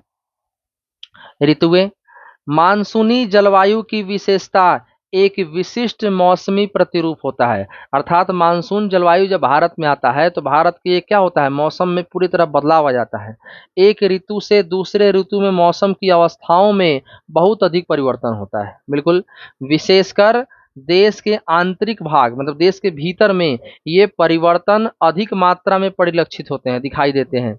तटीय क्षेत्रों के तापमान में बहुत अधिक भिन्नता नहीं होती। देखिए तटीय क्षेत्र में इसलिए नहीं होती है कि तटीय रेखा, भारत की जो तटीय रेखा देखेंगे, ये तो पहला विषुवत रेखा के पास में ही है। दूसरा, यहाँ पर सालों भर लगातार वर्षा प्राप्त होती ही रहती है, तो तापमान लगभग एक जैसा ही मिलता है, यहाँ पर जलवायु जैसी मिलती है, इसलिए यहाँ बहुत अधिक भिन्नता नहीं मिलती है। चूंकि भारत के जो आंतरिक भारत है, जहाँ पे स्थल है, वो क्या होता है? गर्मी में अधिक गर्म हो जाता है, ठंडी में अधिक ठंडा हो जाता है ना, बरसात होता है तो गर्म ठंडा दोनों महसूस होता है। तो यहाँ पे भिन्नता देखने को मिलती है ना आंतरिक भारत में। यद्यपि अर्थात जबकि यहाँ वर्षा के प्रारूपों में भिन्नताएं होती हैं। कहाँ? तटीय रेखा में। जो तटीय रेखा है भारत का, जो दक्षिण भारत में देखिए तटीय रेखा, यहाँ पे वर्षा के प्रारूप में भिन्नता होती है। ऐसा हो सकता है कहीं अधिक वर्षा हो जाए, कहीं कम वर्षा हो जाए। आप अपने क्षेत्र में कितने प्रकार की ऋतुओं का अनुभव करते हैं? 3 से 4 तो हर कोई कर लेता है ना? जैसे ग्रीष्म हो गया गर्मी का, उसके बाद ठंडी के लिए शीत ऋतु हो गई, उसके बाद आपका शिशिर ऋतु हो गया, शीत ऋतु हो गया, वसंत ऋतु हो गया। तो इसी प्रकार की ऋतु हर कोई महसूस कर लेता है। भारत में मुख्यतः 4 ऋतुओं को पहचाना जाता है मुख्य रूप से, जबकि राज्य स्तरीय अलग अलग भी है, ध्यान रखिएगा। लेकिन भारत में, पूरे भारत में देखा जाए तो मुख्य रूप से 4 हैं। कौन कौन है? एक तो आपको ग्रीष्म, दूसरा शीत, तीसरा हो जाएगा वर्षा ऋतु, और चौथा हो जाएगा आपका वसंत ऋतु। ठीक है, शीत ऋतु को देखते हैं। शीत ऋतु, ग्रीष्म ऋतु, कुछ क्षेत्रीय विविधताओं के साथ मानसून के आगमन तथा वापसी का काल। ठीक है, उसी चीज को बताया कि जब मानसून आता है और वापस जाता है। ठीक है, तो ये तो हो गया। आपको आएगा तो हो जाएगा वर्षा ऋतु, जब जाएगा तो हो जाएगा वो आपका शिशिर ऋतु। ठीक है, तो 4 हो गया, वर्षा ऋतु, शिशिर ऋतु, ठीक है, और उसके बाद आपका ग्रीष्म ऋतु, और ग्रीष्म ऋतु के बाद आपका हो जाएगा नहीं, वर्षा ऋतु, शिशिर ऋतु, फिर उसका ठंडी आ जाती है तो शीत ऋतु, और उसका फिर गर्मी आ जाएगी तो फिर क्या हो जाएगा? ग्रीष्म ऋतु। और गर्मी के बाद फिर से वर्षा शुरू हो जाएगी तो फिर से वापस शुरू हो जाएगा वर्षा ऋतु। तो ये 4 ऋतु का बारे में बता रहा है आपको। आइए शीत ऋतु को समझते हैं। ठीक है, शीत ऋतु, उत्तरी भारत में शीत ऋतु मध्य नवंबर से आरंभ होकर, ध्यान दीजिएगा, नवंबर के मध्य से, मतलब 15 नवंबर के आसपास से शुरू होकर के कब तक रहता है? फरवरी तक रहता है। भारत के उत्तरी भाग में दिसंबर एवं जनवरी माह सबसे क्या होते हैं, ठंडे होते हैं। तापमान दक्षिण से उत्तर की ओर बढ़ने पर घटता चला जाता है। जैसे तापमान जो है, आप दक्षिण से उत्तर की ओर जाएंगे तो तापमान में क्या आएगी, गिरावट आएगी। उत्तर में तो और ठंडी हो जाएगी, हिमालय है पूरा। पूर्वी तट पर चेन्नई का औसत तापमान 24 डिग्री सेंटीग्रेड से 25 डिग्री सेंटीग्रेड के बीच होता है। मतलब उत्तर भारत में तो खूब ठंडी पड़ रही है, जबकि 24 से 25 डिग्री सेंटीग्रेड लगभग गर्मी और अच्छी गर्मी बर्दाश्त इंजॉय कर रहे हैं कौन, तमिलनाडु में चेन्नई के तट पर लोग, ठीक है। जबकि उत्तरी मैदान में यह 10 डिग्री सेंटीग्रेड से कितना हो जाता है, 15 डिग्री सेल्सियस के बीच होता है, ठीक है। मतलब ठंडी ठंडी रहती है। दिन गर्म होता है लेकिन रात क्या हो जाती है, और ज़्यादा ठंडी। उत्तर में तुषारपात सामान्य है। जब उत्तर में हो गया होता है, जब और उत्तर में जाएंगे तो तुषारपात होता है, मतलब यहाँ पे ओस की बूंदें खूब गिरती हैं, तथा हिमालय के ऊपरी ढालों पर हिमपात होता है, मतलब बर्फ भी गिरते हैं, ओले गिरते हैं। इस ऋतु में देश में उत्तर पूर्वी व्यापारिक पवनें, जो मैंने बताया था आपको, उत्तर पूर्व से आने वाली व्यापारिक पवनें प्रवाहित होती हैं। ये स्थल से किधर की ओर चलती हैं, समुद्र की ओर, है ना। स्थल से कहाँ चलती हैं ये, समुद्र की ओर। तथा इसलिए देश के अधिकतर भागों में शुष्क मौसम होता है। कैसा मौसम होगा देश के अधिकतर भाग में, शुष्क मौसम होगा। इन पवनों के कारण कुछ मात्रा में वर्षा तमिलनाडु के तट पर होती है। मतलब ठंडी के दिनों में अगर वर्षा कहाँ होती है भारत में पूछा जाए, तो ठंडी के दिनों में दो जगह वर्षा होती है ना। एक जगह होगी आपकी कहाँ, मुख्य रूप से तमिलनाडु जो राज्य है उसके देखिए कोरोमंडल तट पर होती है वर्षा ठंडी के दिनों में, ठीक है। और दूसरा होती है आपको पश्चिमी विक्षोभ के कारण, आपको पंजाब हरियाणा के क्षेत्र में, है ना, हिमाचल प्रदेश के क्षेत्र में कुछ, और कुछ पश्चिमी उत्तर प्रदेश के क्षेत्र में गेहूं के फसल के लिए हम बताएंगे, ठीक है। क्योंकि अब तमिलनाडु में होती है, क्योंकि वहाँ ये पवनें समुद्र से स्थल की ओर बहती है। अब इसको थोड़ा सा आप थोड़ा समझ लीजिए, कॉन्सेप्ट जरूरी है यहाँ पे, लग रहा है मुझे थोड़ा सा। जहाँ जहाँ मुझे सही लगेगा मैं आपको बता दूंगा। अगर ये भारत है मान लीजिए, और जब ठंडी आती है जब पूरी तरह से, तो उस समय भारतीय मानसून क्या होता है, लौट रहा होता है। और लौटने लौटने के बाद क्या होता है कि ये जब लौटता है ना, तो यहाँ बंगाल की खाड़ी है, बंगाल की खाड़ी से क्या ले लेता है, पानी ले लेता है, जल ले लेता है, और कहाँ वर्षा कर देता है, भारत के आपके कोरोमंडल तट, तमिलनाडु के कोरोमंडल तट पर वर्षा कर देता है। क्लियर हो गया, ठीक है। लौटता हुआ मानसून भारत में क्या, लौटता मानसून तमिलनाडु कोरोमंडल तट पर वर्षा करता है, ठीक है। और जाड़े की ऋतु में भी यहाँ वर्षा प्राप्त हो जाती है, ठीक है। तो समुद्र से स्थल की ओर बहती है, ये आपने पढ़ा। आगे देखिए, देश के उत्तरी भाग में एक कमजोर, ध्यान दीजिएगा, उत्तर में आइए, देश के शीत ऋतु ही चल रहा है, ध्यान दीजिएगा। देश के उत्तरी भाग में एक कमजोर उच्च दाब का क्षेत्र बन जाता है, ठीक है, ध्यान दीजिएगा, जिसमें हल्की पवनें इस क्षेत्र से बाहर की ओर प्रवाहित होती हैं। जो हल्की पवनें होती हैं वो देश से क्षेत्र से बाहर प्रवाहित होने लगती हैं, जहां जहां निम्न दाब का क्षेत्र है वहां वहां जाने लगती हैं, उत्तरी भाग से उच्चावच से प्रभावित होकर। चूंकि उत्तरी भारत में भी क्या है, उच्चावच है, कहीं अधिक ऊंचाई कहीं नीची, तो उससे ही प्रभावित होती हैं ये पवनें। ये पवन पश्चिम पश्चिम देख रहे हैं, राजस्थान गुजरात का क्षेत्र, तथा उत्तर पश्चिम से गंगा घाटी में बहती हैं। ध्यान रखिएगा कहाँ से बह रही हैं ये, पश्चिम तथा उत्तर पश्चिम से गंगा घाटी में बहती हैं। सामान्यतः इस मौसम में आसमान साफ, तापमान तथा आर्द्रता कम, है ना, मतलब हवा में गीलापन कम होता है, एवं पवनें शिथिल तथा परिवर्तित होती रहती हैं। कभी रुक जाती हैं पवनें, कभी अपनी दिशा मोड़ लेती हैं। शीत ऋतु में उत्तरी मैदान में पश्चिम उत्तरी मैदानों में पश्चिम और उत्तर पश्चिम से चक्रवाती विक्षोभ का अंतर्वाह विशेष लक्षण है ना। यहाँ चक्रवात भी देखने को मिल जाते हैं। यह कम यह कम दाब वाली प्रणाली भूमध्य सागर एवं पश्चिम एशिया के ऊपर उत्पन्न होती है। तो चक्रवात उत्पन्न होती है कहाँ होती है, बताए थे आपको, भूमध्य सागर के ऊपर में, ठीक है, चक्रवात उत्पन्न होती है, और पश्चिमी एशिया के ऊपर से उत्पन्न होती हैं ये, तथा पश्चिमी पवनों के साथ पश्चिम दिशा से एकदम होते हुए भारत में प्रवेश करती हैं। इसके कारण ध्यान दीजिएगा, शीतकाल में जब ठंडा का समय रहता है, जनवरी का टाइम, दिसंबर जनवरी, मैदानों में प्रवेश करती हैं। किसके मैदानों में, भारत के मैदानों में प्रवेश करती हैं, तथा पर्वतों पर क्या करेंगी, ये बर्फबारी करेंगी, है ना। तो सुनते हैं आपको दिसंबर जनवरी में क्या होता है, पूरा जम्मू कश्मीर लद्दाख में हिमाचल प्रदेश में बर्फबारी होता है। लोग घूमने जाते हैं पर्यटन के स्तर पर, है ना, पर्यटन करने जाते हैं, जिसकी उस समय बहुत अधिक आवश्यकता होती है ना।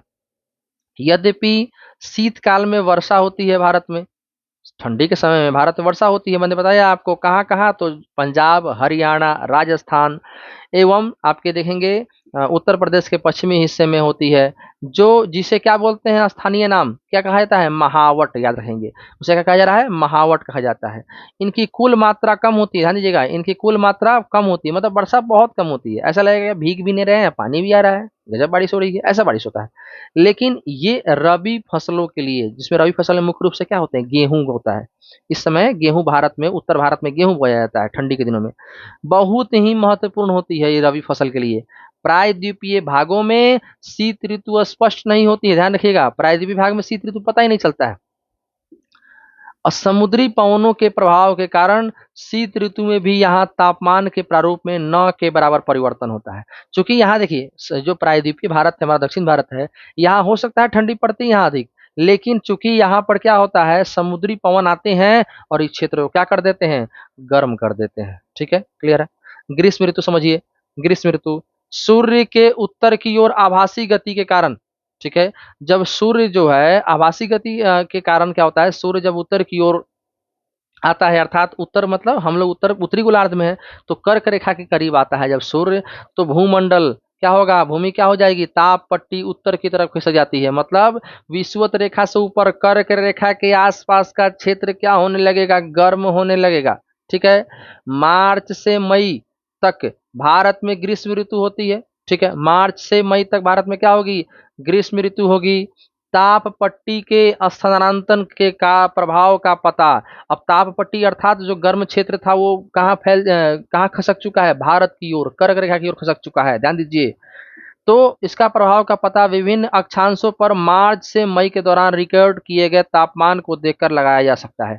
अर्थात मार्च से लेकर मई तक लगातार तापमान क्या होते हैं, बढ़ते चले जाते हैं कर्क रेखा के आसपास।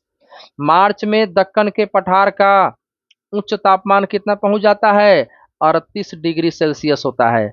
अप्रैल में मध्य प्रदेश में और गुजरात का तापमान 42 डिग्री सेल्सियस। मई में देश के उत्तर पश्चिम भागों का तापमान सामान्यतः कहाँ पहुंच गया, 45 डिग्री, है ना। तो मार्च से मई पहुंचते पहुंचते तापमान पूरा बढ़ता जा रहा है। प्रायद्वीपीय भारत में समुद्री प्रभाव के कारण तापमान कम होता है। अब कहेंगे सर गर्मी बढ़ रहा है तो प्रायद्वीपीय भारत भी तो कम गर्म होना चाहिए।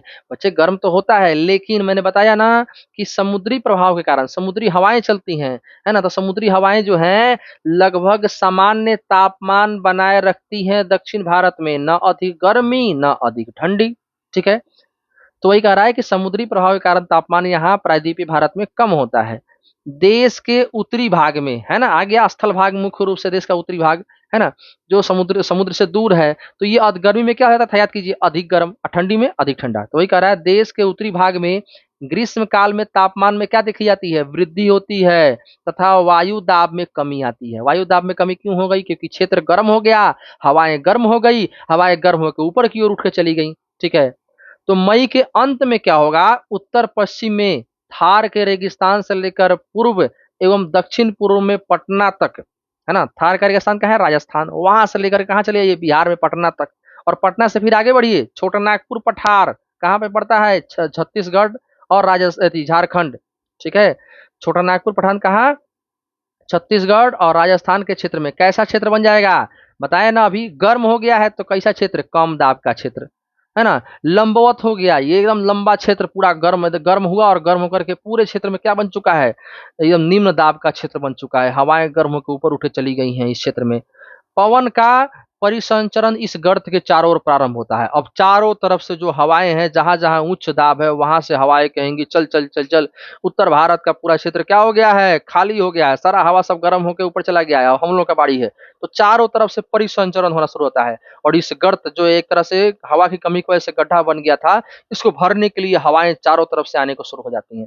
ठीक है, लेकिन ये हवाएं जब चलनी शुरू होती हैं तो ये हवाएं तेज होती हैं, और इसी समय शुरू होता है क्या, लू, अर्थात गर्मी, है ना।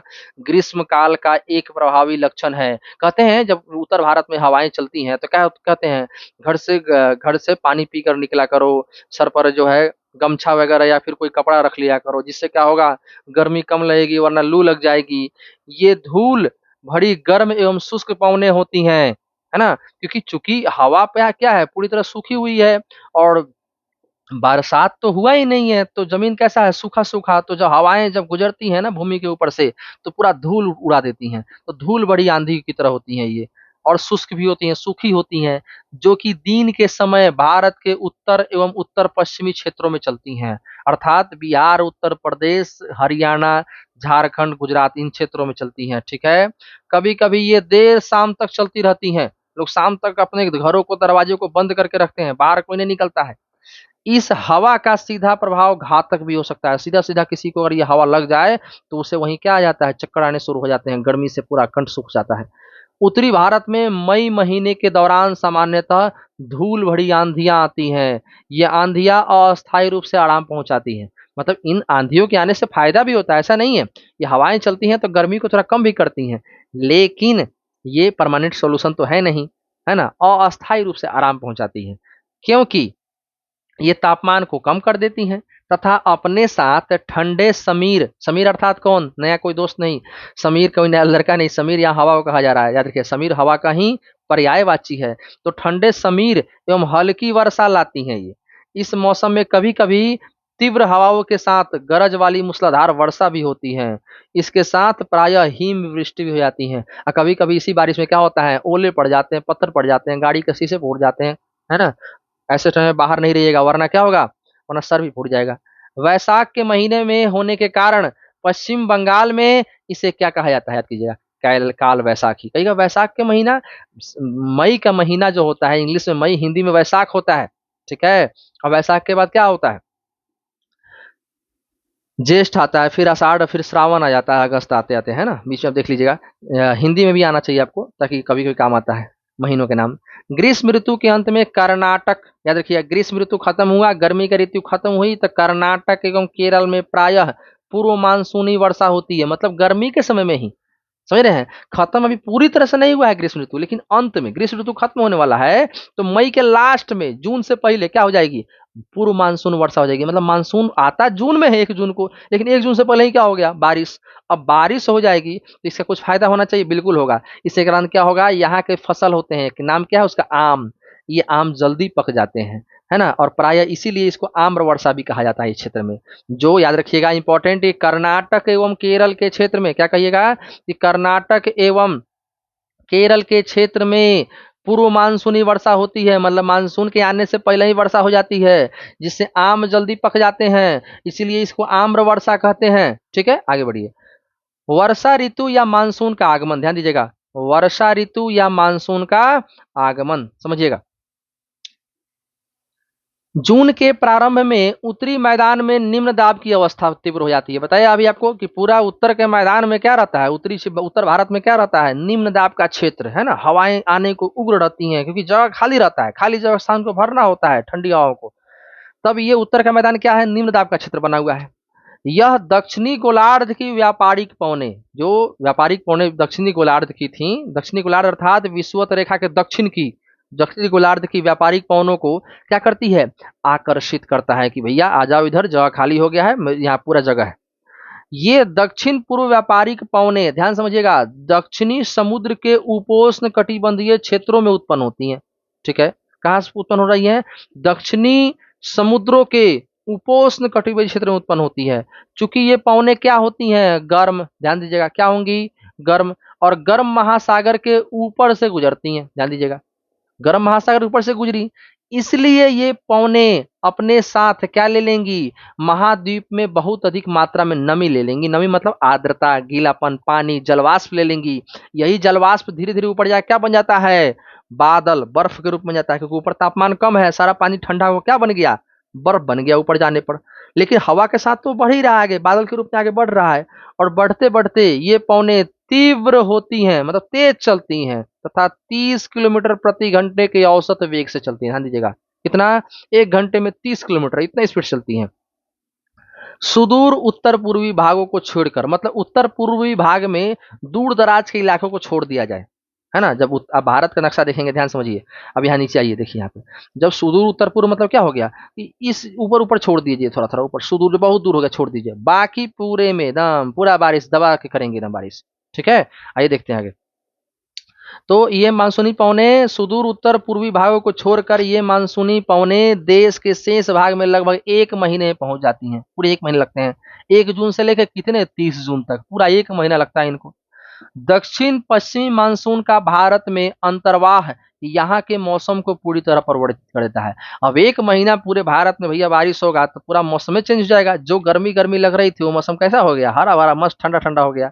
मौसम के प्रारंभ में पश्चिम घाट के पवनामुखी भागों में भी भारी वर्षा होती है। ध्यान दीजिएगा, जब मौसम की जब प्रारंभ होता है तो पश्चिमी घाट के पवनमुखी मतलब ध्यान दीजिएगा, पवनमुखी मतलब जिस तरफ पवन का मुख था। अर्थात देखिए आप बताते हैं, ऐसे समझिए, ये वर्ड नया है, आप फिर कंफ्यूज हो जाइएगा। आप देखिए, ये हो गया पर्वत। अब इस साइड में हमने बताया कि इस साइड से अगर चल रही हैं हवाएं और यहाँ बादल है, तो जिधर बारिश हो जाएगा वो क्या हो जाएगा, इधर बारिश हुआ ना तो ये बारिश वाला एरिया हो गया पवनमुखी।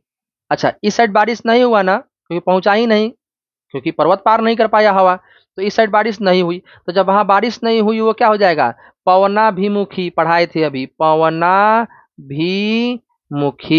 अभी पढ़ाए थे थोड़ी देर पहले इसी चैप्टर में, ध्यान दीजिएगा। तो पवनाभिमुखी क्या है, ध्यान दीजिएगा। जब ध्यान दीजिए यहाँ पे, ये दक्षिण भारत हो गया। अब दक्षिण भारत के यहाँ पे क्या है, पर्वत है। नोटिस कीजिए, मैंने बताया था पर्वत है, तो पर्वत के इस साइड तो खूब बारिश हो जाएगी। तो जब पर्वत के इस साइड बारिश हुई वो एरिया क्या हो गया, पवनामुखी। लेकिन पर्वत के दूसरी तरफ इधर बारिश नहीं हुई ना, तो ये क्या कहलाएगा, पवनाभिमुखी। समझ में आया कि नहीं आया, बोलिए। आई होप समझ में आ गया होगा आपको। नहीं आया तो फिर से वीडियो को क्या कीजिए, थोड़ा सा बैक करके फिर से देख लीजिए जो बताए हैं अभी हम, आसानी से समझ में आ जाएगा। ठीक है, तो पवनमुखी भागों में भारी वर्षा कितना 250 सेंटीमीटर से अधिक होती है। खूब बारिश होती है इस एरिया में। ठीक है, पश्चिमी घाट में। पश्चिमी घाट अर्थात अभी बताया, पश्चिमी घाट अर्थात ये वाला एरिया है ना, ये वाला एरिया। ठीक है, आगे क्या बोलता है, आगे बोलता है क्या, दक्कन का पठार। कौन सा पठार, ये वाला पठार एरिया, दक्कन का, ये भारत का ये वाला एरिया, दक्कन का पठार। एक सेकंड रुकिए, ये वाला एरिया देख लीजिए, ये वाला एरिया है ना, दक्कन का पठार एवं कौन सा जगह, बोलता है मध्य प्रदेश के कुछ भाग, मध्य प्रदेश के कुछ भाग में भी क्या होती है, वर्षा होती है। बताया था आपको अभी जब बता रहा था, मैप याद कीजिए, या बता रहा था तो बताया था कि यहाँ पे मध्य प्रदेश का एरिया, ये वाला एरिया और ये वाला एरिया, यहाँ पे वर्षा होती है। दक्कन के पठार कुछ क्षेत्र में और मध्य प्रदेश वाला क्षेत्र में, मतलब यहाँ पे नर्मदा और तापी के क्षेत्र में क्या होती है, मानसून द्वारा वर्षा होती है। ठीक है, ये बताया था मैप में आपको मैं। आगे क्या बोलता है, यद्यपि ये क्षेत्र वृष्टि छाया क्षेत्र में आते हैं। ठीक है, वृष्टि छाया क्या मैंने बताया था, जिस क्षेत्र में बारिश, पर्वत के जिस क्षेत्र में बारिश नहीं हुआ वो एरिया या तो पवनाभिमुखी क्षेत्र बोलिए, या उसको बोलते हैं वृष्टि छाया का क्षेत्र। क्या बोलते हैं, वृष्टि छाया। देखिए, वृष्टि छाया का क्षेत्र बोलते हैं, जहाँ छाया थी, बारिश का सिर्फ छाया पहुंचा, बारिश पहुंचा ही नहीं। ठीक है, क्लियर है, ये आपको मैप हम समझा ही चुके हैं। आगे देखिए, आगे कहता है अधिकतर वर्षा देश के उत्तर पूर्वी भागों में होती है। कहाँ होती है, देश के उत्तर पूर्वी भाग में, है ना। कहाँ बताए थे, देश के उत्तर पूर्वी भाग। इसको थोड़ा छोटा कीजिए और आपको नीचे शायद मैप में दिया हो, मैप में फिर भी समझ लीजिए, इसमें नहीं दिया है लेकिन देख लीजिए यहाँ पे, ये रहा उत्तर पूर्व का हिस्सा, यहाँ खूब वर्षा होती है। इसी में एरिया है कौन, शिलोंग, दिख रहे हैं, यही मेघालय है, मेघालय राज्य है ये। और इसी मेघालय राज्य के मासिनराम, कौन सा जगह, मौसिनराम, मौसिनराम भी बोलते हैं उसको इंग्लिश में, तब हिंदी में मासिनराम लिखते हैं। तो मासिनराम में क्या होती है, वर्षा होती है। कितनी वर्षा होती है, 400 सेंटीमीटर से अधिक, है ना, सालाना लगभग 1200 सेंटीमीटर के आसपास। तो विश्व में सर्वाधिक वर्षा प्राप्त होती है इस क्षेत्र में, शिलोंग में, शिलोंग कर रहे हैं, मेघालय में, मेघालय के मासिनराम में। ठीक है, आगे लिखता है क्या, देखिए, खासी पहाड़ी कहाँ है, देखिए, खासी पहाड़ी इस मैप में देखिए, हर चीज बढ़िया समझते चलिए। देखिए, इसको पहले मिटा देते हैं ताकि आपको समझ में आए आसानी से। देखिए, मेघालय राज्य है, मेघालय राज्य में यहीं पे गारो, खासी और जयंतिया, 3 प्रकार की पहाड़ी है। कौन कौन, गारो, खासी और जयंतिया, 3 प्रकार की पहाड़ी है। अब देखिए, यहाँ बारिश तो खूब हो रही है, यहाँ तो बारिश खूब हो रही है, अभी बताया मैंने आपको, सर्वाधिक बारिश हो रही है विश्व भर में। तो कितनी हो रही है अभी पता चलेगा आपको। देखिए, आगे लिखता है क्या, कि खासी पहाड़ी के, सॉरी देखिए एक मिनट, इसको हटा दे, हाँ, खासी पहाड़ी के दक्षिणी श्रृंखलाओं में स्थित नाम क्या है, मासिनराम, विश्व में सबसे अधिक औसत वर्षा प्राप्त करती है, विश्व में सबसे ज्यादा औसत वर्षा प्राप्त होती है। गंगा, की घाटी में पूर्व से पश्चिम की ओर वर्षा की मात्रा घटती जाती है। तो बता चुके हैं आपको, गंगा की घाटी में जैसे जैसे आप पूर्व से अर्थात पश्चिम बंगाल से बिहार, बिहार से उत्तर प्रदेश, उत्तर प्रदेश से हरियाणा होते हुए जाइएगा तो क्या होगा, वर्षा कम होती चली जाएगी, वर्षा की मात्रा कम होती चली जाएगी। राजस्थान एवं गुजरात के कुछ भागों में बहुत कम वर्षा होती है ना। मरुस्थल याद है अरावली के दूसरे पार में बताया था ना, देखिए ये अरावली बनाया था मैंने, ये अरावली बनाया था मैंने, अरावली, अरावली के दूसरे भाग में है ना, राजस्थान के क्षेत्र में और इधर में थोड़ा बहुत गुजरात के क्षेत्र में क्या होता है, वर्षा बहुत कम प्राप्त होती है ना। चलिए, मानसून से संबंधित एक अन्य परिघटना है, कौन सी परिघटना भैया देखते हैं। चलिए, कहता है मानसून से संबंधित एक अन्य परिघटना है वर्षा में विराम। तो वर्षा में क्या होता है, बीच में विराम लग जाता है, कुछ दिन तक क्या हो जाएगा, रुक जाएगा वर्षा। इस प्रकार इसमें आर्द्र एवं शुष्क दोनों तरह के अंतराल होते हैं, मतलब कभी गीला कर देगा, कभी मौसम सूखा रहेगा मौसम। दूसरे शब्दों में कहें तो मानसूनी वर्षा एक समय में कुछ दिनों तक ही होती है। मतलब मानसूनी वर्षा लगातार तो होगी नहीं, लगातार आएगा 4-5 दिन, 6 दिन, 7 दिन, एक सप्ताह, 10 दिन, 15 दिन बारिश लगा दिया और सब क्या हो गया, फिर सूखा हो गया, बारिश बंद हो गई। इनमें वर्षा रहित, देखिए ध्यान दीजिएगा, वर्षा रहित अर्थात वर्षा रहित मतलब वर्षा के साथ नहीं, वर्षा के बिना, वर्षा रहित अंतराल भी होते हैं, मतलब बिना वर्षा के भी मौसम रहता है, ठीक है, वर्षा ऋतु। मानसून में आने वाले ये विराम मानसूनी गर्त की गति से संबंधित होते हैं। तो मानसून के साथ आए थे ये, है ना, इसलिए मानसूनी गर्त से संबंधित है ये। विभिन्न कारणों से गर्त एवं इसका अक्ष उत्तर या दक्षिण की ओर खिसकता रहता है। अब कभी क्या होगा कि उत्तर भारत में ऊपर की ओर कभी बारिश हो जाएगी, कभी नीचे की ओर हो जाएगी, है ना। मौसम, ये हवाएं जो है ऐसा तो नहीं कि स्थिर है, फिक्स डायरेक्शन, फिक्स दिशा तो नहीं है ना बच्चे, इसका डायरेक्शन कभी बदलता रहता है, कभी ऊपर कभी नीचे, कभी गर्मी अधिक हो जाएगी वहां बारिश हो जाएगा, कभी ठंडी जहां होगी वहां नॉर्मल रहेगा, है ना। तो जिसके कारण क्या होता है, ध्यान दीजिएगा, जिसके कारण वर्षा का स्थानिक वितरण सुनिश्चित होता है, ठीक है। जब मानसून के गर्त का अक्ष मैदान के ऊपर होता है, अर्थात जब मानसून जो है, जहाँ पे जो खाली जगह था उसको आके भर दिया है मानसून, और वो मैदान के ऊपर होता है, तब इन भागों में क्या होगी, वहां पे वहां अच्छी वर्षा होगी, क्योंकि जगह खाली था, वो भरा हुआ है अभी। जब तक वो जगह भरेगा नहीं, फिर से वहां पे उच्च दाब का क्षेत्र बनेगा नहीं, जगह वहां से कहीं और कोई जाएगा नहीं। दूसरी ओर जब अक्ष हिमालय के समीप चला जाता है, अर्थात वही याद है शिवालिक श्रेणी, सबसे नीचे वाला हिमालय का हिस्सा, तो जब अक्ष हिमालय के समीप अर्थात करीब चला जाता है, तब मैदानों में लंबे समय तक शुष्क अवस्था बनी रहती है, मतलब बारिश इधर आता ही नहीं है, उधर ही बारिश होता रहता है। तथा हिमालय की नदियों के पर्वतीय जल ग्रहणों क्षेत्र में विस्तृत वर्षा होती है। तो हिमालय के पर्वतीय जल ग्रहण क्षेत्र याद है, तराई वाला क्षेत्र, नीचे वाला क्षेत्र, वहां पे क्या होगा, खूब वर्षा होगी, खूब वर्षा होगी, विस्तृत वर्षा होती है। इस भारी वर्षा के कारण मैदानों में क्या आ जाएगा, विनाशकारी बाढ़ आ जाएगा। अब सब पानी, बारिश हिमालय के नीचे में हुआ तो वहां तो पर्वत है, पर्वत पानी को तो स्टोर करेगा नहीं, तो क्या करेगा, नदियों के रास्ते, अपने आसपास नदियों के रास्ते क्या करेगा, सारा पानी नीचे चला आएगा, कहाँ आएगा, तो मैदानी क्षेत्र में, जहां से गंगा यमुना आदि नदियां बह रही हैं, तो बाढ़ आ जाती है। एवं क्या होगी भाई, बाढ़ आने से तो जान माल की क्या हो जाएगी, भारी क्षति हो जाएगी। उष्ण कटिबंधीय निम्न दाब की तीव्रता एवं आवृत्ति भी मानसूनी वर्षा की मात्रा एवं समय को निर्धारित करती है। अर्थात उष्ण कटिबंध में जो निम्न दाब की तीव्रता, कहीं पे निम्न दाब का क्षेत्र जहां बन रहा होता है और जहां बार बार बनता है, वहां मानसूनी वर्षा बार बार होती है, ठीक है।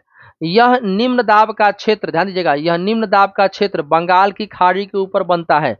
क्या होता है कि निम्न दाब का क्षेत्र कहाँ बन जाएगा, बंगाल की खाड़ी। जैसे बंगाल की खाड़ी आप देख रहे हैं ना, मैप खोल के बैठिए, देखिए बंगाली खाड़ी कहाँ है, और वहां पे क्या बन रहा है, वहां पे जैसे ये, अगर आप ऐसे समझ लीजिए कि ये दक्षिण भारत हो गया, तो यहाँ पे इस एरिया में क्या हो गया है, बंगाल की खाड़ी हो गया, है ना। दक्षिण भारत के नीचे में देखिए, इस साइड में क्या बन जाएगा, बंगाली खाड़ी हो गया। तो यहाँ पे क्या बन रहा है, आपका निम्न दाब का क्षेत्र बन रहा है, और तथा मुख्य स्थलीय भाग को पार कर जाता है। अब निम्न दाब बनते बनते क्या हो गया, बहुत दूर तक फैल गया निम्न दाब, मतलब वहां हवाएं कम हो गई, अब ये क्या बन गया, गर्त बन गया, खाली जगह बन गया।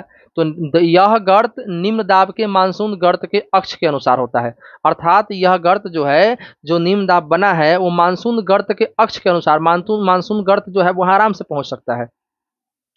मानसून को इसकी अनिश्चितता के लिए जाना जाता है, और इसीलिए क्या होगा, अचानक से मानसून क्या हो जाता है, इधर से उधर खिसक जाता है, जहां पे खाली जगह हो वहीं मानसून चलाएगा। यहाँ मानसून को समझिएगा हवा के रूप में, ये दक्षिणी पश्चिमी हवाएं हैं, इन्हीं को मानसून कहा जा रहा है। बार बार मानसून कहने का मतलब ये नहीं सिर्फ मानसून कुछ और है क्या, नहीं, मानसूनी दक्षिणी पश्चिमी हवाएं हैं, और यही हवाएं तो बारिश कर रही हैं, बादल ला रही हैं, इन्हीं के बारे में चल रहा है। शुष्क एवं आर्द्र अर्थात सूखे एवं गीले स्थितियों की तीव्रता, है ना। आवृत्ति मतलब बार बार सूखा होना, बार बार गीला होना, है ना। आवृत्ति मतलब बार बार होना। एवं समय काल में भिन्नता होती है, अलग अलग समय में अलग अलग तरह से बारिश होती है, कभी सूखा रह जाता है। इसके कारण यदि एक भाग में बाढ़ आती है तो दूसरे भाग में क्या दिखता है हमको, सूखा पड़ गया। पता चलता है, जैसे उदाहरण के लिए एक ही राज्य ले लिए, बिहार या उत्तर प्रदेश ले लीजिए, तो बिहार के या उत्तर प्रदेश से किसी एक हिस्से में क्या दिखेगा आपको, बाढ़ आ गई है। दूसरा हिस्सा क्या दिखेगा, अरे पूरा सूखा ही है ये क्षेत्र। तो ऐसी आवृत्ति देखने को मिलती है। इसका आगमन एवं वापसी प्रायः अव्यवस्थित होता है, फिक्स नहीं होता है, ध्यान रखिएगा।